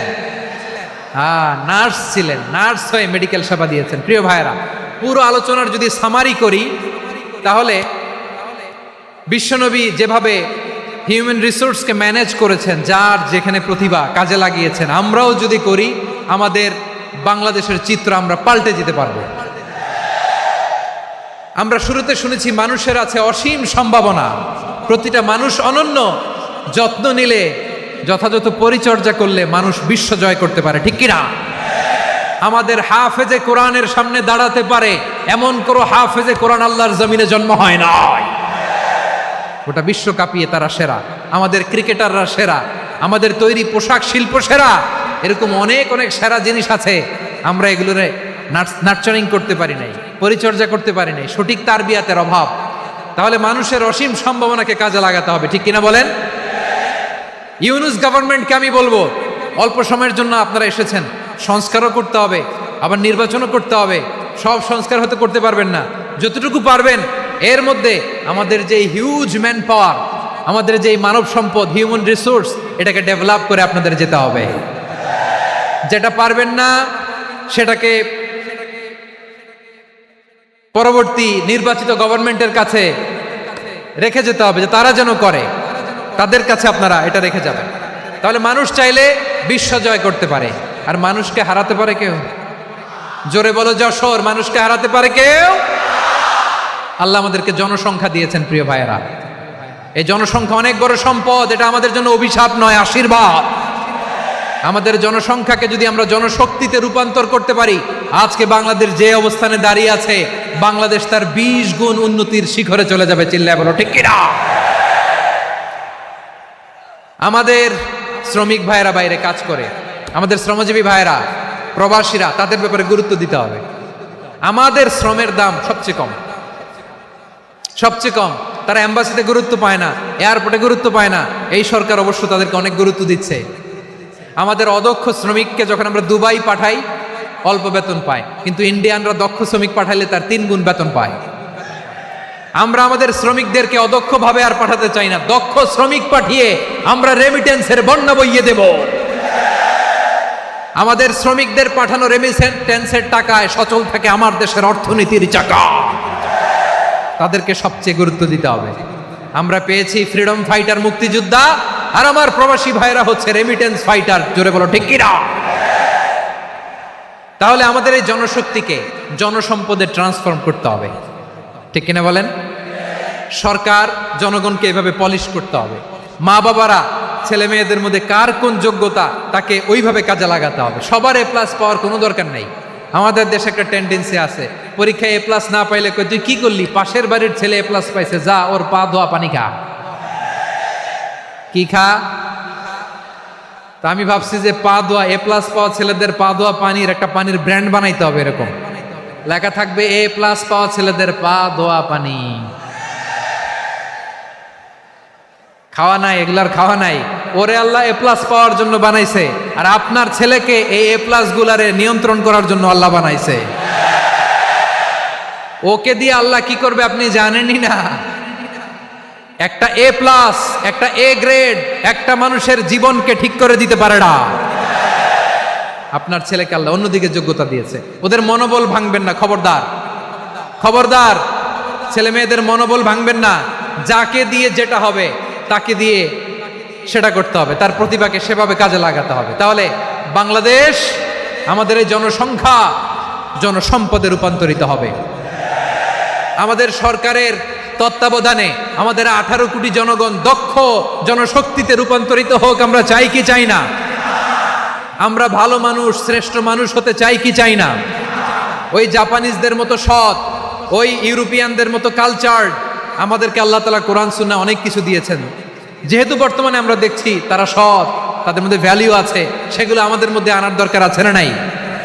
আর ইসলাম দিয়ে আমাদের জীবনকে সাজাতে হবে, ইসলাম দিয়ে আমার পরিবারকে সাজাতে হবে।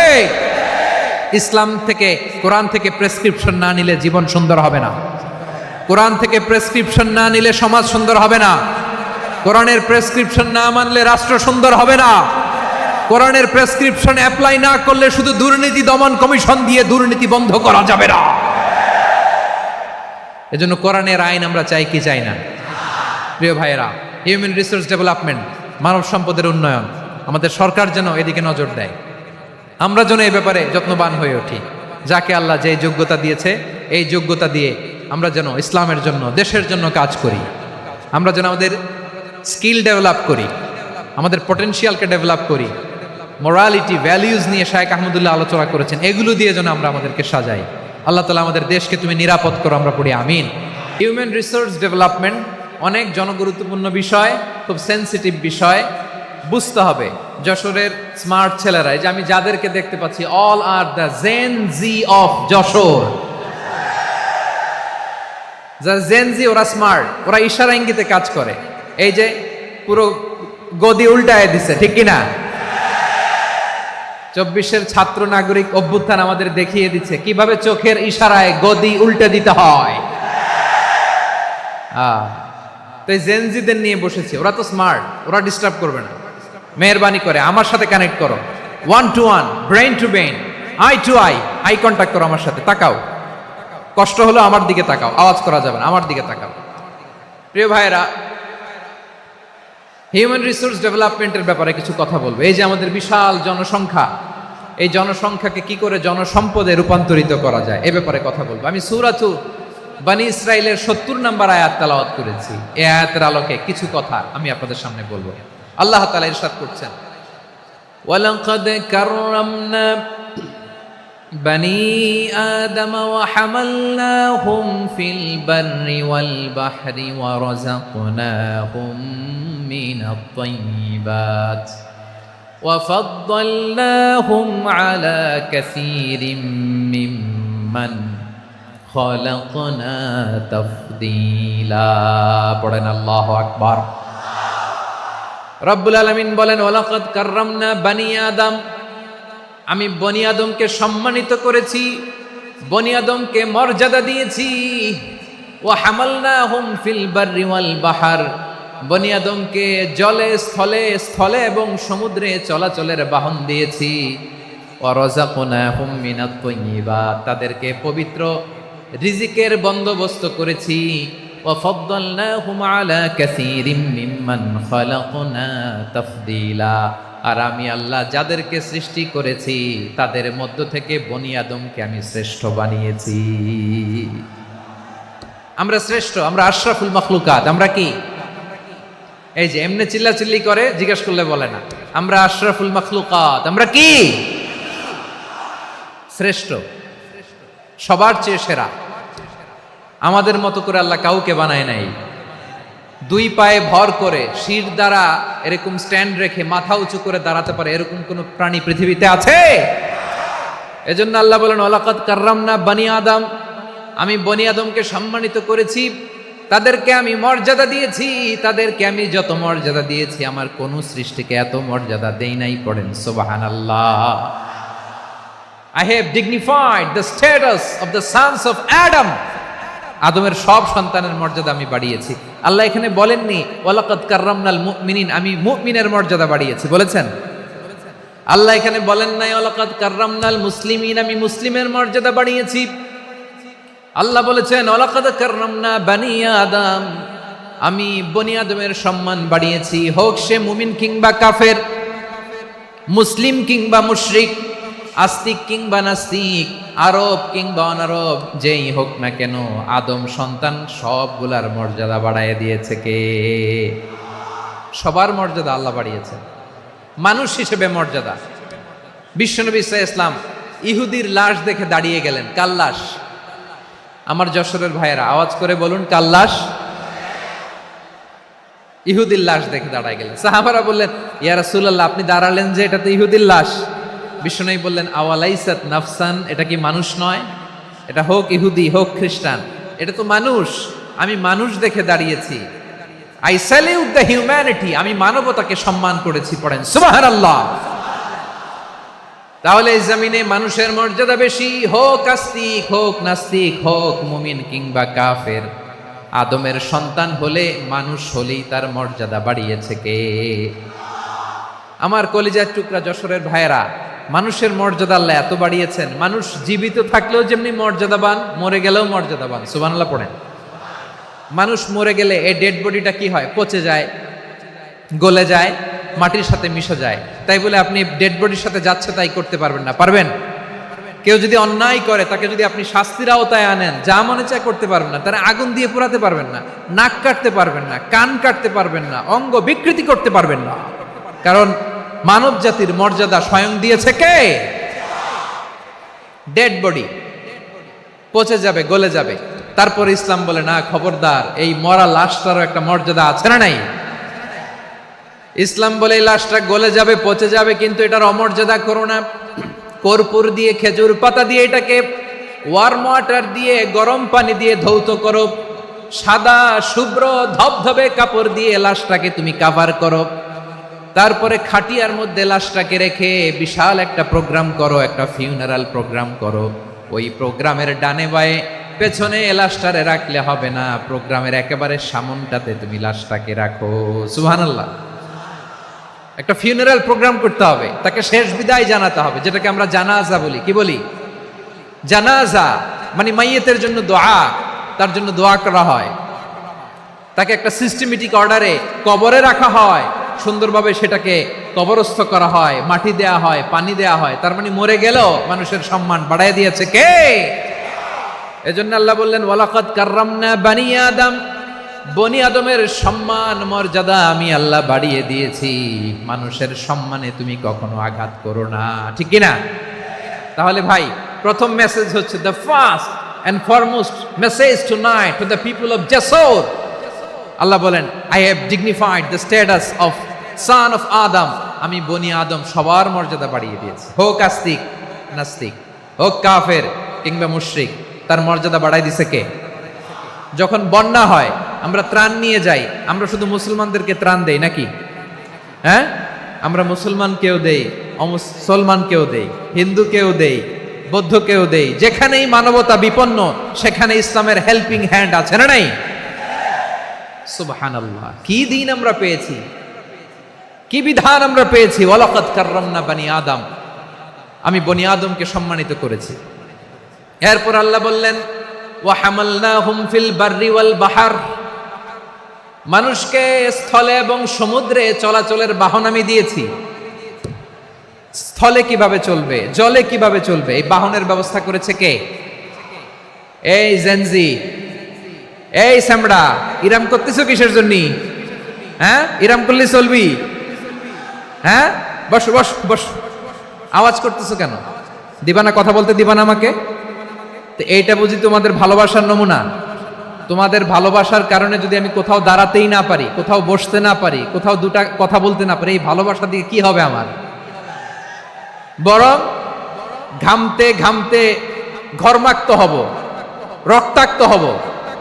কিন্তু সেন্ট্রাল থেকে, সেন্ট্রালি যে ইনস্ট্রাকশন আসবে, সেই ইনস্ট্রাকশনের এক চুল আমরা ডানে বায়ে যাব না। এইটা গণজাগরণের জন্য এইটা দরকার, ইসলামী বিপ্লবের জন্য এইটা দরকার। তো আধা ঘন্টা ধরে যদি তোমাদেরকে থামানোই না যায়, এই লস্কর দিয়ে আমি কি করব? আল্লাহর ওয়াস্তে নো নো নো স্লোগান, চুপচাপ একেবারে আমার দিকে তাকাও। আল্লাহ বললেন, ওয়া হামালনাহুম ফিল বাররি ওয়াল বাহর, জলে স্থলে আমি চলাচলের যানবাহনের ব্যবস্থা করেছি। আমরা স্থলে ঘোড়ার উপরে চড়ি, উটের উপরে চড়ি, গাড়ির উপরে চড়ি। এই যে গাড়ির ইঞ্জিন বানাইছি আমরা, এটার মেধা দিয়েছে কে? আবার সাগরের মধ্যে আমরা নৌযান, জলযান, বড় বড় জাহাজ দিয়ে এক মহাদেশ থেকে আরেক মহাদেশ যাই, এক দেশ থেকে মালামালগুলো আরেক দেশে পাঠাই। সাগরের ভেতরে নৌকাগুলোরে ধরে রাখলো কে?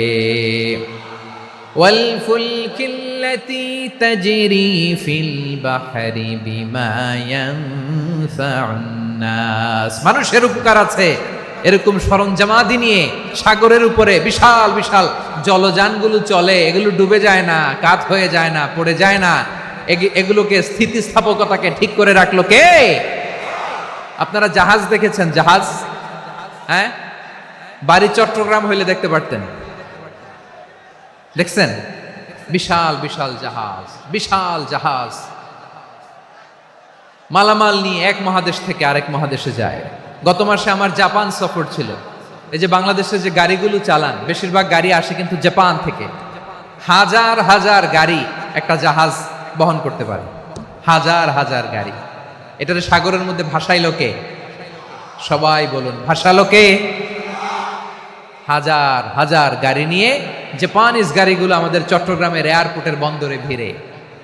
যুক্তরাষ্ট্রে আমি দেখেছি বিশাল বিশাল জাহাজ। আপনারা টাইটানিক জাহাজের নাম শুনেছেন? টাইটানিকেরও 8 গুণ 10 গুণ বড়। সুবহানাল্লাহ কইবেন না? টাইটানিক জাহাজের 8 গুণ 10 গুণ বড় একটা জাহাজ আছে, আইকন অফ দ্য সি। আমি দেখে এসেছি।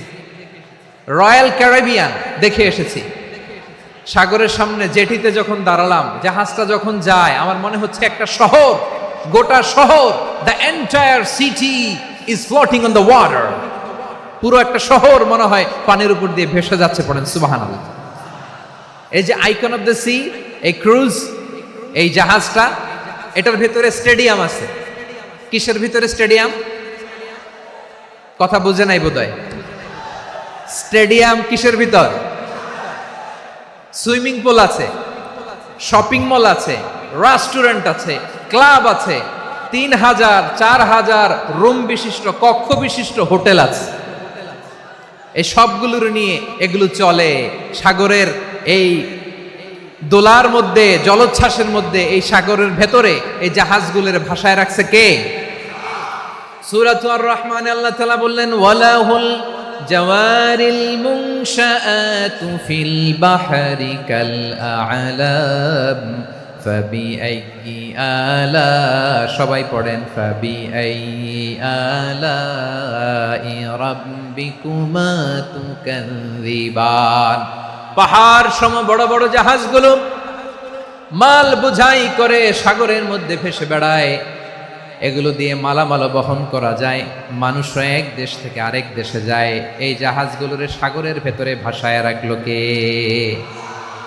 এই আয়াতের ভেতরে আল্লাহ তাআলা সূরাত বানী ইসরাঈলের এই চমৎকার আয়াতের ভেতরে আল্লাহ তাআলা বেসিকলি মানব জাতির প্রতি তার 4টি স্পেশাল অনুগ্রহের কথা বলেছেন। কয়টি? 2টা বলে ফেলছি। 1 নাম্বার, ওয়ালাকাদ কাররামনা বানি আদম, আমি বনি আদমের সম্মান বাড়াইছি। নাকি মুসলমানদের? নাকি মুসল্লিদের? কার সম্মান বাড়িয়েছি? বনি আদমের। তাহলে human dignity, the first part of the verse talks about the human dignity. 2 number অংশে আল্লাহ তাআলা বললেন, ওয়া হামালনাহুম ফিল বাররি ওয়াল বাহর, স্থলে এবং সমুদ্রে আমি তাদের জন্য চলাচলের বাহন দিয়েছি। সুবহানাল্লাহ। তার মানে smooth movement on land and sea, জলে এবং স্থলে যাতে আমরা স্মুথলি মুভ করতে পারি আল্লাহ তাআলা দিয়েছেন। 3 নম্বরে আল্লাহ তাআলা বললেন, ওয়া রাযাকনাহুম মিনাত তাইয়্যিবাত, মানুষের জন্য আমি পবিত্র রিজিকের ব্যবস্থা করেছি। জলে এবং স্থলে যত প্রাণী আছে সবগুলা প্রাণীকে রিজিক দেয় কে? আমাদেরকে রিজিক দেয় কে? সাগরের মাছগুলোকে, বড় বড় তিমি মাছগুলোরে রিজিক দেয় কে? বাতাসের মধ্যে ভেসে বেড়ানো বড় বড় পাখিগুলো, স্ক্যান্ডিনেভিয়ান কান্ট্রি থেকে লক্ষ লক্ষ কোটি কোটি পাখিগুলো যে এক দেশ থেকে আরেক দেশে ট্রান্সফার হয়, এগুলোর রিজিক দেয় কে? রব্বুল আলামিন বলেন, ওয়ামা মিন দাব্বাতিন ফিল আরদি ইল্লা আলাল্লাহি রিজকুহা ওয়া ইয়ালামু মুস্তাকাররাহা ওয়া মুস্তাওদাআহা কুল্লুম ফি কিতাবিম মুবিন। আল্লাহু আকবার। রব্বুল আলামিন বলেন, ভূপৃষ্ঠে বিচরণশীল যত প্রাণী আছে সব প্রাণীগুলোকে আমি আল্লাহ আমার নিজের কুদরতে রিজিকের বন্দোবস্ত করি। এই প্রাণীগুলো কোথায় থাকে, কোথায় যায়, সব জায়গায় আমি রিজিক পৌঁছে দেই। রিজিক কেউ দিতে পারে না, রিজিকের মালিক কে? রিজিকের মালিক তিনি আল্লাহ। এজন্য আল্লাহ তাআলা বললেন, ওয়ারাযাকনাহুম মিনাত তাইয়্যিবাত। এরপরে আল্লাহ বললেন, ওয়াফাদ্দালনাহুম আলা কাসীরিম মিম্মান খালাকনা তাফদীলা। আমি যত প্রাণী সৃষ্টি করেছি সকল প্রাণীর মধ্যে মানুষের মর্যাদা শ্রেষ্ঠত্ব আমি দিয়েছি। সুবহানাল্লাহ পড়েন।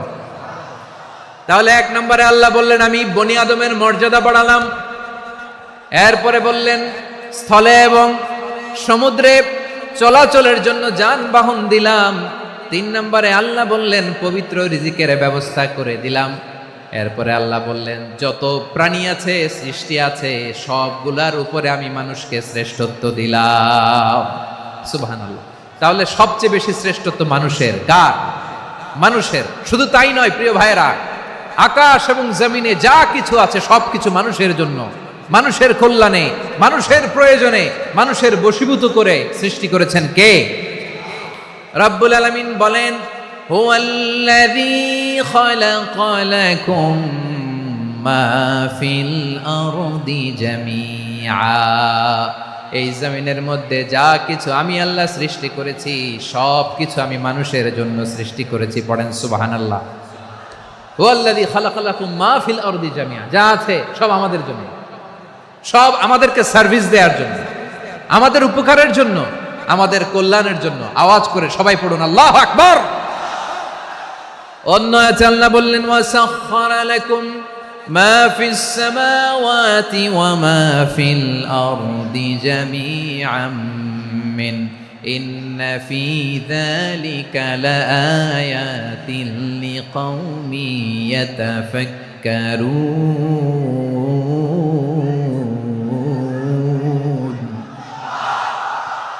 প্রথমে আয়াতে আল্লাহ বললেন জমিনে যা আছে সব তোমাদের কল্যাণে আমি সৃষ্টি করলাম। এরপরে আল্লাহ বললেন আকাশেও যা আছে সব তোমাদের জন্য সৃষ্টি করলাম, তোমাদের অনুগত বানায় দিলাম। পড়েন সুবহানাল্লাহ। মানুষের কি ব্রেইন দেখেন, মানুষ জমিন ছেড়ে আকাশে চলে যায়। পাখি দেখে মানুষের শখ হলো পাখি যেহেতু উঠতে পারে আমরাও পারবো। অরবিল রাইট, উইলবার রাইট, 2 ভাই মিলে আঁকাঝোঁকা করতে করতে করতে করতে প্লেন বানায় ফেললো। কোন সুবহানাল্লাহ। এখন পাখিও ওরে, আমরাও ওরি। এরপরেই মানুষের কৌতূহল থামে না এখানে। মানুষ চলে গিয়েছে চাঁদে। কোথায় গেছে? এখন কিন্তু চাঁদে জমি বিক্রি হয় জানেন। পৃথিবী নিয়ে মারামারি শেষ। রাশিয়া আমেরিকা এখন ধরছে চাঁদ আর মঙ্গল গ্রহ। এখন চাঁদে জমি বিক্রি হয়, মঙ্গলে জমি বিক্রি হয়। এই চাঁদ, মঙ্গল, বৃহস্পতি, শনি সব আল্লাহ তাআলা আমাদের জন্য বানিয়েছেন। সুবহানাল্লাহ পড়েন। মানুষ সাগরের উপরে চড়ে, শূন্যে ভেসে বেড়ায়, পাহাড় কেটে সুড়ঙ্গ বানায়, টানেল বানায়।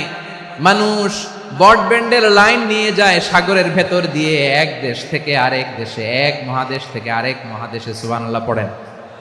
তার মানে গোটা বিশ্বের সব কিছুর উপরে control, superiority over all creatures, সব কিছুর উপর কন্ট্রোল, মনিটরিং, নিয়ন্ত্রণ, এটা প্রতিষ্ঠা করে দিয়েছে কে?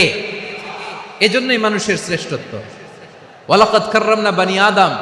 আমি বনি আদমের সম্মান বাড়িয়েছি, মর্যাদা আমি বাড়িয়ে দিয়েছি এই কারণে, কারণ মানুষ সব কিছুর উপর নিয়ন্ত্রণ নিতে পারে। মানুষকে নিয়ে এই কোরআনের সব আলোচনা, মানুষকে নিয়ে এই কোরআনের সব। তাই কোরআনের কেন্দ্রীয় আলোচ্য বিষয় হচ্ছে মানুষ।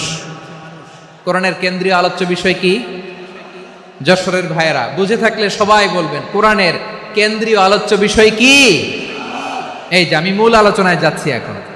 কেন মানুষ কোরআনের কেন্দ্রীয় আলোচ্য বিষয়? এই যে ভাইয়েরা, এই যে হাত জোর করে, এই যে Jessore Gen Z, the smart people of Jessore, হাত জোর করে বলতেছে, হাত জোর করে তোদের কাছে আল্লাহর দোহাই লাগে, স্টপ স্টপ। শুরুতে একবার বলেছে জায়গা না হলে আস্তে আস্তে ধাক্কা দিবা, সামনে না পিছনে দিয়ে দিয়ে বেরোয় চলে যাও। এলইডিতে দেখো, এই যে আল্লাহর ওয়াস্তে জায়গা না হলে ওইদিকে যাও।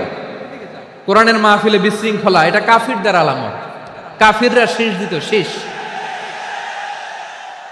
বিশ্বনবী কোরআনের তাফসির করলে কাফিররা শীষ দিত আর ক্ল্যাপিং করত, হুইসেল এন্ড ক্ল্যাপিং। তো আমরা কি এখানে বিশৃঙ্খলা করতে আসছি? তো বারবার থামানো লাগে কেন? কোনো আওয়াজ হবে না, বললাম তো, স্টপ। আওয়াজ করে বলুন, কোরআনের কেন্দ্রীয় আলোচ্য বিষয় কি? সবাই বলেননি। এতগুলো মানুষ উত্তর দিলে এতটুকু আওয়াজ হয়, অন্তত আমি বিশ্বাস করি না। যশোর, আওয়াজ করে বলো, কোরআনের কেন্দ্রীয় আলোচ্য বিষয় কি? মানুষ। এই মানুষ কোরআনের কেন্দ্রীয় আলোচ্য বিষয়। মানুষকে আল্লাহ স্বাধীনতা দিয়েছেন। ফামান শাআ ফালইউমিন ওয়া মান শাআ ফালইয়াকফুর। চাইলে মুমিন হতে পারো, চাইলে কাফের হতে পারো, তোমার ইচ্ছা। তবে জেনে রাখো, মুমিন হলে পাবা জান্নাত, কাফির হলে পাবা জাহান্নাম। নাও দ্য ডিসিশন ইজ ইয়ার্স। সিদ্ধান্ত তোমার, জান্নাতে যাবা না জাহান্নামে যাবা। যশোরের ভাইয়ের আওয়াজ করে বলুন, কই যেতে চান, জান্নাতে না জাহান্নামে? ডান দিকে না বাম দিকে? ডানপন্থী না বামপন্থী? চিল্লা চিল্লি না চুপচাপ? চুপচাপ কয়ে আবার চিল্লাচিল্লি শুরু করে দিচ্ছে। মাশাআল্লাহ। তাহলে কোরআনের কেন্দ্রীয় আলোচ্য বিষয় মানুষ। আমার সাথে থাকতে হবে, তোমাদেরকে নিয়ে আমি আলোচনা শেষ পর্যন্ত যাব। অনেক গুরুত্বপূর্ণ কথা বাকি আছে, আমাকে সহযোগিতা করতে হবে। মাশাআল্লাহ, এই তো ঠান্ডা হয়েছে। হ্যাঁ, ঠিক আছে, ঠিক আছে, ঠিক আছে। মানুষকে আল্লাহ এত স্বাধীনতা দিয়েছেন, মানুষ চাইলে অনেক ভালো হইতে পারে। ভালোর রাস্তাও খোলা, খারাপ হওয়ার রাস্তাও খোলা। ভালো হইলে মানুষ অনেক ভালো, খারাপ হইলে অনেক খারাপ। ভালো হইলে সবচেয়ে ভালো, খারাপ হইলে সবচেয়ে খারাপ। এজন্য সিদ্ধান্ত আপনাকে নিতে হবে। আল্লাহ তাআলা বলছেন, লাকাদ খালাকনাল ইনসানা ফি আহসানি তাকওয়িম সুম্মা রাদাদনাহু আসফালা সাফিলিন। আমি মানুষকে অনেক সুন্দর অবয়বে, সুন্দর আকৃতিতে সৃষ্টি করেছি। তার শুধু চেহারার ডিজাইনটাই সুন্দর নয়, তার ব্রেনটা বড্ড সুন্দর, তার মানসিকতা বড্ড সুন্দর, তার সৃজনশীলতা বড্ড সুন্দর। পড়েন সুবহানাল্লাহ। আমাদের চেহারা, অবয়ব, ডিজাইন যে সুন্দর তা না, আমাদের ব্রেনটা অনেক সফিস্টিকেটেড ব্রেন, অনেক সফিস্টিকেটেড। এই 1.5 কেজি ব্রেন ইউজ করে মানুষ গোটা বিশ্বে সভ্যতা বিনির্মাণ করেছে, ঠিক কিনা? এই ব্রেন আল্লাহ তাআলা আমাকে দিয়েছে। এটারে কাজে লাগালে, আপনার 6 সেন্স কাজে লাগালে আপনি অনন্য মানুষ হয়ে উঠবেন, মহামানবে রূপান্তরিত হবেন। মানুষ হতে পারে, চাইলেই মহামানব হতে পারে। আবার যদি মানুষ চায় খারাপও হতে পারে। আল্লাহ বললেন শুধু ভালোই না, ভালো হতে চাইলে অনেক ভালো তুমি হতে পারো, আবার খারাপ হতে চাইলে অনেক খারাপ তুমি হতে পারো। সুম্মা রাদাদনাহু আসফালা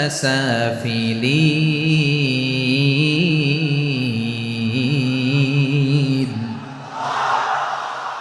খারাপ হলে একেবারে খারাপ হতে পারো, নিকৃষ্ট হলে একেবারে নিকৃষ্ট হতে পারো, ভালো হলেও ভালো হতে পারো। কোন সুবহানাল্লাহ। এবার আওয়াজ করে বলুন, ভালো হতে চাই না খারাপ? শ্রেষ্ঠ না নিকৃষ্ট? মানুষ ভালো হলে মানুষ ফেরেশতার চেয়েও ভালো, মানুষ খারাপ হলে সে পশুর চেয়েও খারাপ। কথা ঠিক কিনা বলেন? ভালো হলে ফেরেশতার চেয়েও ভালো, খারাপ হলে পশুর চেয়েও নিকৃষ্ট। তার মানে শ্রেষ্ঠত্বে মানুষ, শ্রেষ্ঠত্বে ফেরেশতাকে হার মানায়, আর অধপতনে শ্রেষ্ঠত্বে ফেরেশতাকে ছাড়িয়ে যায়, আর অধপতনে পশুকেও হার মানায়।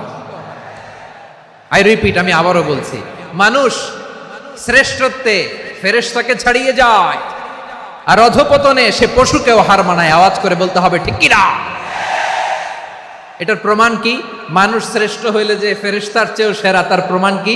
আল্লাহ তাআলা বলছেন, ওয়া ইয কুলনা লিল মালাইকাতি ইসজুদু লি আদম ফাসাজাদু ইল্লা ইবলিস আবা ওয়াস্তাকবারা ওয়া কানা মিনাল কাফিরিন। আল্লাহ বলেন, স্মরণ করো সে সময়ের কথা যখন আমি ফেরেশতাদেরকে বললাম, ও ফেরেশতারা আদমকে সেজদা দাও। সব ফেরেশতারা সম্মান সূচক সেজদা আদমকে দিল, তারা আদমের জন্য সেজদায় লুটিয়ে পড়লো, একজন ছাড়া, তার নাম ইবলিস। আওয়াজ করে বলেন তার নাম কি?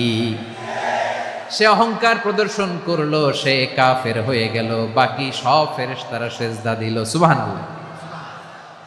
আবার আদম আলাইহিস সালামকে আল্লাহ জিজ্ঞেস করলেন, সব বলে দিল উত্তর, কিন্তু ফেরেশতাদেরকে একই প্রশ্ন জিজ্ঞেস করলেন, তারা উত্তর করতে পারে নাই। তার মানে এর মধ্য দিয়ে প্রমাণিত হয়, মানুষ ভালো হলে ফেরেশতার চেয়েও ভালো, ফেরেশতার চেয়েও মানুষের মর্যাদা বাড়িয়ে দিয়েছে কে? সব নূরের ফেরেশতা যখন মাটির আদমকে সেজদা দেয়, এটা প্রমাণ করে ফেরেশতার চেয়েও মানুষের মর্যাদা বাড়িয়ে দিয়েছে কে? তুমি মাটির আদমকে প্রথম সৃষ্টি করিয়া ঘোষণা করিয়া দিলে শ্রেষ্ঠ বলিয়া, তাই তো নূরের ফেরেশতা করে আদমকে সেজদা। ঠিক কিনা বলেন? তাই তো নূরের ফেরেশতা করে আদমকে সেজদা, সবার চেয়ে সম্মান দিলে মাটির আদমকে। আল্লাহু আল্লাহু তুমি জাল্লে জালালুহু, শেষ করা তো যায় না গে তোমার গুণগান। পড়েন না? পড়েন। আল্লাহু আল্লাহু তুমি জাল্লে জালালুহু, শেষ করা তো যায় না গে তোমার গুণগান। আল্লাহু আল্লাহু, আল্লাহু আকবার। আদমের মর্যাদা বেশি, মানুষের মর্যাদা বেশি, মানুষ শ্রেষ্ঠ তার প্রমাণ নূরের ফেরেশতা মাটির আদমকে সেজদা করে। আওয়াজ করে বলেন ঠিক কিনা? তাহলে মানুষ ভালো হলে ফেরেশতার চেয়ে ভালো, আবার মানুষ যদি খারাপ হয় সে পশুর চেয়েও খারাপ। অধপতনে পশুত্বকে হার মানায়। তার প্রমাণ কি? তার প্রমাণ হচ্ছে যশোরের ভাইরা দেখবেন পত্রিকায় নিউজ পেপারে মাঝে মাঝে এরকম দেখা যায়, এক মানুষ আরেক মানুষকে হত্যা করে 20 টুকরা করে বস্তার ভেতরে ভরেছে। আপনারা এই নিউজ পড়েন নাই না? দেখেন নাই? দেখছেন? মানুষ মানুষকে হত্যা করে কয় টুকরা? জোরে বলেন। এখানেই ক্ষান্ত হয় না, আবার কোথায় ভরছে? বস্তার ভেতরে। আচ্ছা, বুঝে থাকলে আওয়াজ করে বলেন, কোনদিন শুনছেন একটা হাতি আর একটা হাতিকে হত্যা করে 20 টুকরা করছে, এরপরে বস্তার ভিতরে ভরছে? হয়েছে? তাহলে দেখেন, মানুষ যদি খারাপ হয় সে পশুকেও হার মানায়। চিল্লায় বলো ঠিক কিনা? এমনও দুশ্চরিত্র মানুষ আছে যার নজর থেকে 6 মাসের ছোট্ট মেয়ে থেকে শুরু করে 80 বছরের বৃদ্ধারাও নিরাপদ নয়। পশুকেও হার মানে। মানুষের ঘর জ্বালিয়ে পুড়ে মেসাকার করে দেয়, জনপদের পর জনপদ জ্বালায় দেয়। এরকম আছে না নাই? বোমা মেরে শহরগুলো উড়িয়ে দেয়। এই যে ইসরায়েল গাজার মধ্যে যে অ্যাটাক করেছে, এরা মসজিদ মানে নাই, মসজিদে বম ফেলেছে। এরা খ্রিস্টানদের চার্চ গির্জা মানে নাই, গির্জায় বম ফেলেছে। পৃথিবীর ইতিহাসে never happened in the history of the world that someone bombed on a hospital, on a ICU center. এমন হাসপাতাল যেখানে আইসিইউ রোগীরা আছে, ওই হাসপাতালের উপরও ইসরায়েলি সৈনিকেরা বোমা মেরেছে। জোরে বলেন ঠিক কিনা? এরা মানুষ? আওয়াজ করে বলেন, এরা মানুষ না। প্রিয় ভাইয়েরা, চোখ কান নাক মুখ থাকলেই মানুষ না। যা সামনে দেখেন এগুলো সব মানুষ না, এগুলো জনসংখ্যা। এগুলো কি? সবাই বলুন, এগুলো কি? বাড়ছে জনসংখ্যা, কমছে মানুষ। বাড়ছে জনসংখ্যা, কমছে। এই দুনিয়া এখন তো সেই দুনিয়া নাই, মানুষ নামের মানুষ আছে, দুনিয়া বোঝাই। সেই মানুষের ভিড়ে আমার আসল মানুষ নাই। ঠিক কিনা? আসল মানুষের বড্ড অভাব, আসল মানুষের বড্ড অভাব। আমার ভাইয়েরা, মানুষ খারাপ হলে পশুকেও হার মানায়। আচ্ছা, আওয়াজ করে বলেন, এই যশোরের ছেলেরা এদিক তাকাও, আওয়াজ করে বলেন, যে ইসরায়েলি সোলজাররা উপর থেকে বোমা মারলো তারাও মানুষ? তারাও কি? ওরাও রক্তে মাংসে মানুষ, ওদেরও পরিবার আছে। বোমা মেরে যেই মেয়েটাকে তারা অনাথ বানায়, ইয়াতিম বানায়, ও কিন্তু বাসায় ওর মেয়েটাকে রেখে আসছে, ঠিক কিনা বলেন? বম্বিং করে যে বাবাকে মেরে, স্বামীকে মেরে স্ত্রীকে বিধবা বানায়, তারও ঘরে স্ত্রী আছে। উপর থেকে বম মেরে মানুষ মেরে দিচ্ছে, তারাও মানুষ। 1945 সালের 6ই আগস্ট আমেরিকান সোলজাররা হিরোশিমায় বম মেরেছে। আমি নিজে দেখে এসেছি জাপানের হিরোশিমাতে। সকাল 8:15 মানুষ কেউ অফিসে যাচ্ছিল, কেউ খেতে খামারে কাজ করতে যাচ্ছিল। লিটল বয় নামে একটা বোম মেরেছে তারা। এই বোমের আঘাতে, পারমাণবিক এই বোমার রেডিয়েশনে আঘাতে, বোম ব্লাস্ট হওয়ার পরে মুহূর্তের মধ্যে 1,40,000 নাই।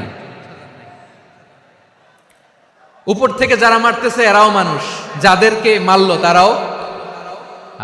তার মানে মানুষে মানুষে পার্থক্য আছে না? নেই, মানুষে মানুষে পার্থক্য আছে। নাক কান চোখ মুখ থাকলেই মানুষ নয়। বাড়ছে জনসংখ্যা, কমছে মানুষ, চিল্লায় বলো ঠিক কিনা?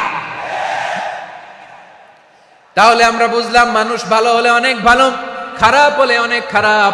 ও আমার কলিজার টুকরা যশোরের ভাইয়েরা, আসুন না 3 দিন ব্যাপী এই তাফসিরুল কোরআনের ঐতিহাসিক প্রোগ্রাম থেকে আমরা সিদ্ধান্ত নেই, আমরা ভালো মানুষ হব নাকি খারাপ মানুষ হব। কলিজা থেকে, প্রাণ থেকে আওয়াজ করে সবাই বলুন, ভালো মানুষ নাকি খারাপ মানুষ? ভালো মানুষ হইতে হবে।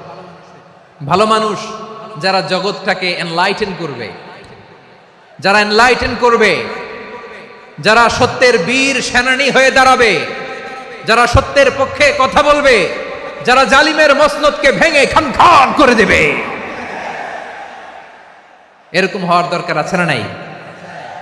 এরকম ভালো মানুষ আমরা হতে চাই কি চাই না? মানুষকে যত্ন নিলে মানুষ যে কত ভালো হয় আপনি কল্পনাও করতে পারবেন না। এই যে আপনাদের যশোরে যে ভালো ছেলেগুলো আছে, যে ভালো তরুণগুলো আছে, যে যুবকগুলো আছে, যে ভালো আলেমরা আছে, ভালো নেতারা আছে, সবাই যদি তাদের মতো হতো, পুরো যশোরটা একটা জান্নাতের টুকরা হয়ে যেত। আওয়াজ করে বলেন ঠিক কিনা? মানুষকে নার্চারিং করলে, মানুষকে পলিশ করলে, মানুষকে গ্রুমিং করলে, মানুষকে সঠিক তারবিয়া দিলে মানুষ অনন্য হয়ে ওঠে। প্রতিটি মানুষ অনন্য। আমি অনন্য, আপনি অনন্য, আমরা সবাই অনন্য। সুবহানাল্লাহ বলেন। মানুষকে আল্লাহ তাআলা দিয়েছেন অসীম ক্ষমতা, অসীম ক্ষমতা। সুবহানাল্লাহ। একটা মানুষ পারে না এমন কিছু নাই, একটা মানুষ পারে না এমন কিছু নাই। বিশ্বাস করতে হবে, মানুষ যা কল্পনা করতে পারে ওইটা মানুষ করে দেখাতে পারে। যশোরের ভাইয়ের, আই রিপিট, আমি আবারও বলছি, এই চিল্লাচিল্লি করলে আমার এই গুরুত্বপূর্ণ কথা তোমরা মিস করবা, মিস করবা। কপাল পড়া হয়েও না, আওয়াজ করে কপাল পড়া হবে না।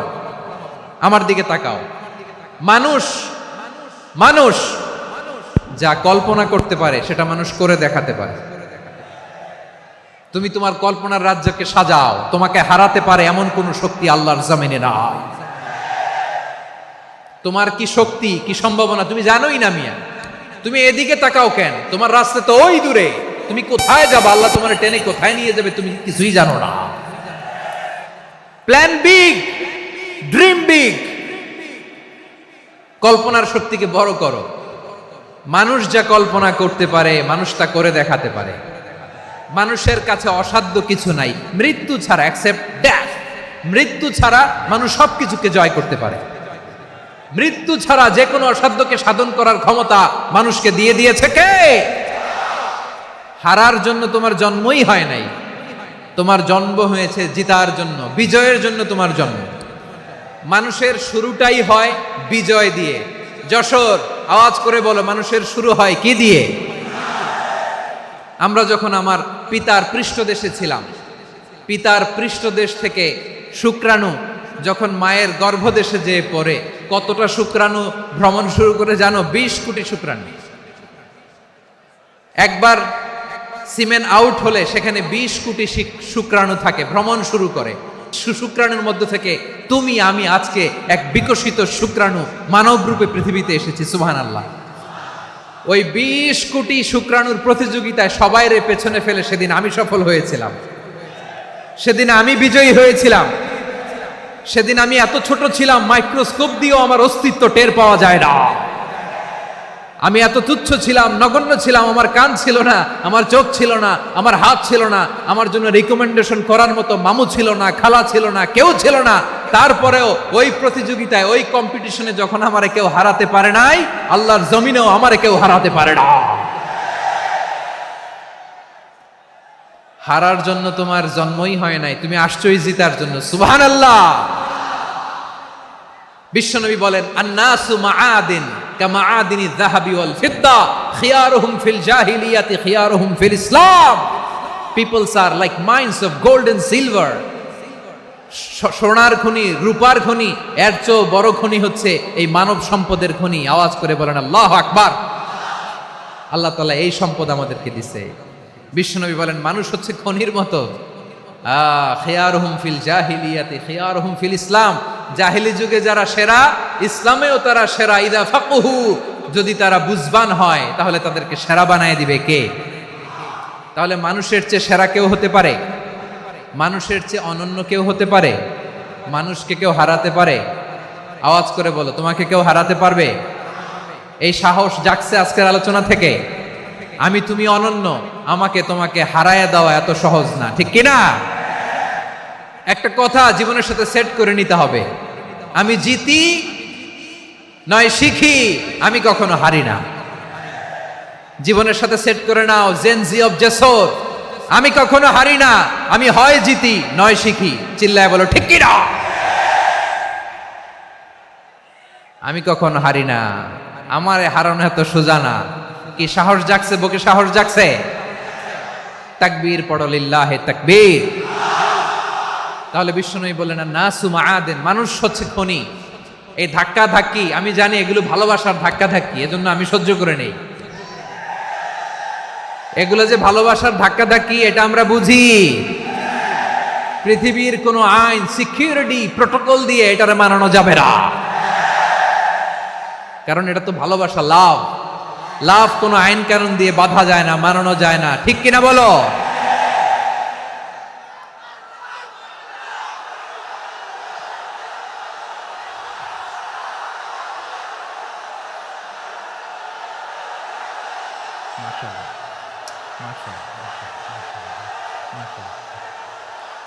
ঠিক আছে, বসুন বসুন বসুন।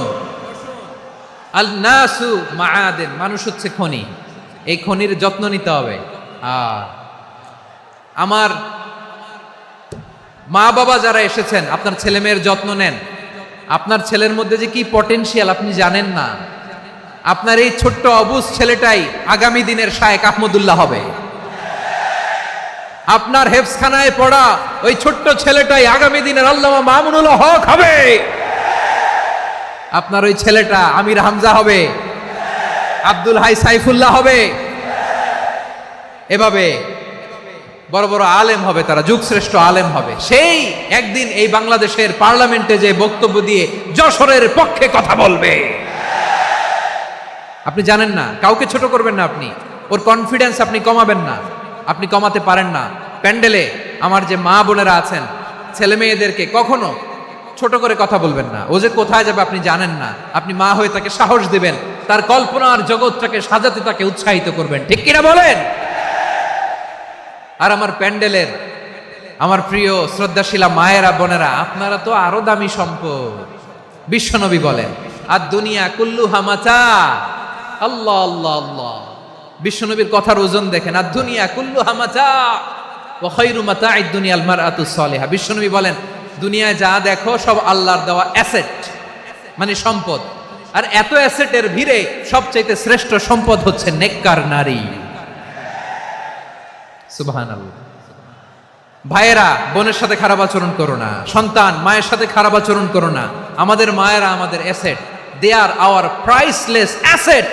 কারণ এই মায়েদের পেটে এসেছে আল্লাহর ওলিরা, এই মায়েদের পেটে এসেছে খান জাহান আলী, এই মায়ের পেটে এসেছে শাহজালাল ইয়ামানি, এই মায়ের পেটে এসেছে আল্লাহর সব নবীরা। নাকি নবীরা আকাশ থেকে ধপ করে জমিনে নেমে আসছে? মায়ের পেটে আসছে। এই মায়ের পেটগুলো খনি। আমার সম্মানিতা মায়েরা বোনেরা, নিজেকে ইসলাম দিয়ে সাজান, নিজেকে ইসলাম দিয়ে সাজান। নিজেকে পবিত্র রাখুন, নিজের আব্রু ইমান ইজ্জতের হেফাজত করুন, কোরআন পড়ুন, সুন্নাহ পড়ুন। আপনি জানেন না আপনার গর্ভে কে আসছে, কোন ক্ষণজন্মা পুরুষকে আল্লাহ তাআলা আপনার গর্ভে পাঠাবে আপনি জানেন না। মায়েরা নিজেদেরকে পবিত্র রাখুন, ইসলাম চর্চা করুন, কোরআন চর্চা করুন, নৈতিকতা দিয়ে নিজেকে সাজান। যশোরের জেনজি নিজেদেরকে প্রস্তুত রাখো আগামীর বাংলাদেশের জন্য। নৈতিকতা, মোরালিটি, ভ্যালিউজ দিয়ে নিজেকে সাজাও, ইসলাম দিয়ে নিজেকে সাজাও, কারণ আগামীর বাংলাদেশ ইসলামের বাংলাদেশ। বাংলাদেশের আসল পরিচয় ইসলাম। বাংলাদেশের আসল পরিচয় কি? সবাই বলে না। বাংলাদেশের আসল পরিচয় কি? এই ইসলাম নিয়ে আমরা সংসদ ভবন সাজাবো, রাজি আছি না নাই? শেকড় ভুলে যাওয়া যাবে না।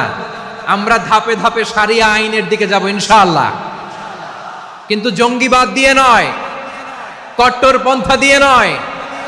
আমরা ইন্টেলেকচুয়ালি, গ্রাজুয়ালি, ধাপে ধাপে শারিয়া আইনের দিকে মুভ করব ইনশাআল্লাহ। বলো লিল্লাহি তাকবীর। এদেশের আসল পরিচয় সবাই বলে না, আওয়াজ করে, এদেশের আসল পরিচয়। এদেশে আজান শুনে সূর্য ওঠে শহর গ্রামে, এদেশে আজান শুনে সূর্য ডুবে সন্ধ্যা নামে, এদেশে সকল কাজে সবাই বলে বিসমিল্লাহ, এদেশে ভালো কিছু দেখে শুনে হাসি মুখে সবাই বলে মাশা আল্লাহ, সুবহানাল্লাহ সুবহানাল্লাহ সুবহানাল্লাহ সুবহানাল্লাহ সুবহানাল্লাহ সুবহানাল্লাহ সুবহানাল্লাহ সুবহানাল্লাহ। ও নবীন তরুণ তোমার কিসের এত ভয়, জেনে রেখো বাংলাদেশের আসল পরিচয়। বাংলাদেশের আসল পরিচয় ইসলাম। আওয়াজ তুলে বলো, আসল পরিচয় কি? এদেশে পরস্পরে দেখা হলে দেয় সালাম, এদেশে আমজনতার হৃদয় জুড়ে পাক্কা আলাম, ঠিক কি না? এদেশে বিপদ এলে সর্বজনে সর্বক্ষণে দোয়া পড়ে ইন্না লিল্লাহ সুবহানাল্লাহ সুবহানাল্লাহ সুবহানাল্লাহ সুবহানাল্লাহ। এদেশে আজান শুনে সূর্য ওঠে শহর গ্রামে, এদেশে আজান শুনে সূর্য ডুবে সন্ধ্যা নামে, এদেশে সকল কাজে সবাই বলে বিসমিল্লাহ, এদেশে ভালো কিছু দেখে শুনে হাসি মুখে সবাই বলে মাশা আল্লাহ সুবহানাল্লাহ। আওয়াজ করে সুবহানাল্লাহ সুবহানাল্লাহ সুবহানাল্লাহ সুবহানাল্লাহ। সবাই একসাথে সুবহানাল্লাহ সুবহানাল্লাহ সুবহানাল্লাহ সুবহানাল্লাহ। এদেশের আসল পরিচয় কি? আওয়াজ করে বলতে ভয় লাগে। এদেশের আসল পরিচয় কি? ইসলাম দিয়ে আমাদের সংসদ ভবন চলুক, আমরা চাই কি চাই না? বঙ্গভবনে লা ইলাহা ইল্লাল্লাহর পতাকা উড়ুক, আমরা চাই কি চাই না? প্রতিটি জেলা অফিসে, ডিসি অফিসে লা ইলাহার পতাকা ঝুলুক, আমরা চাই কি চাই না? কারা কারা চাই হাত তুলে আল্লাহরে দেখায়।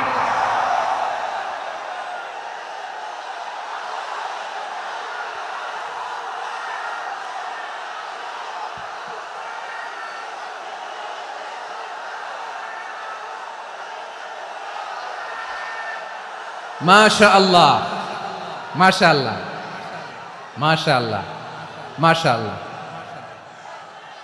যশোর, আওয়াজ করে বলো, ভালো মানুষ না খারাপ মানুষ?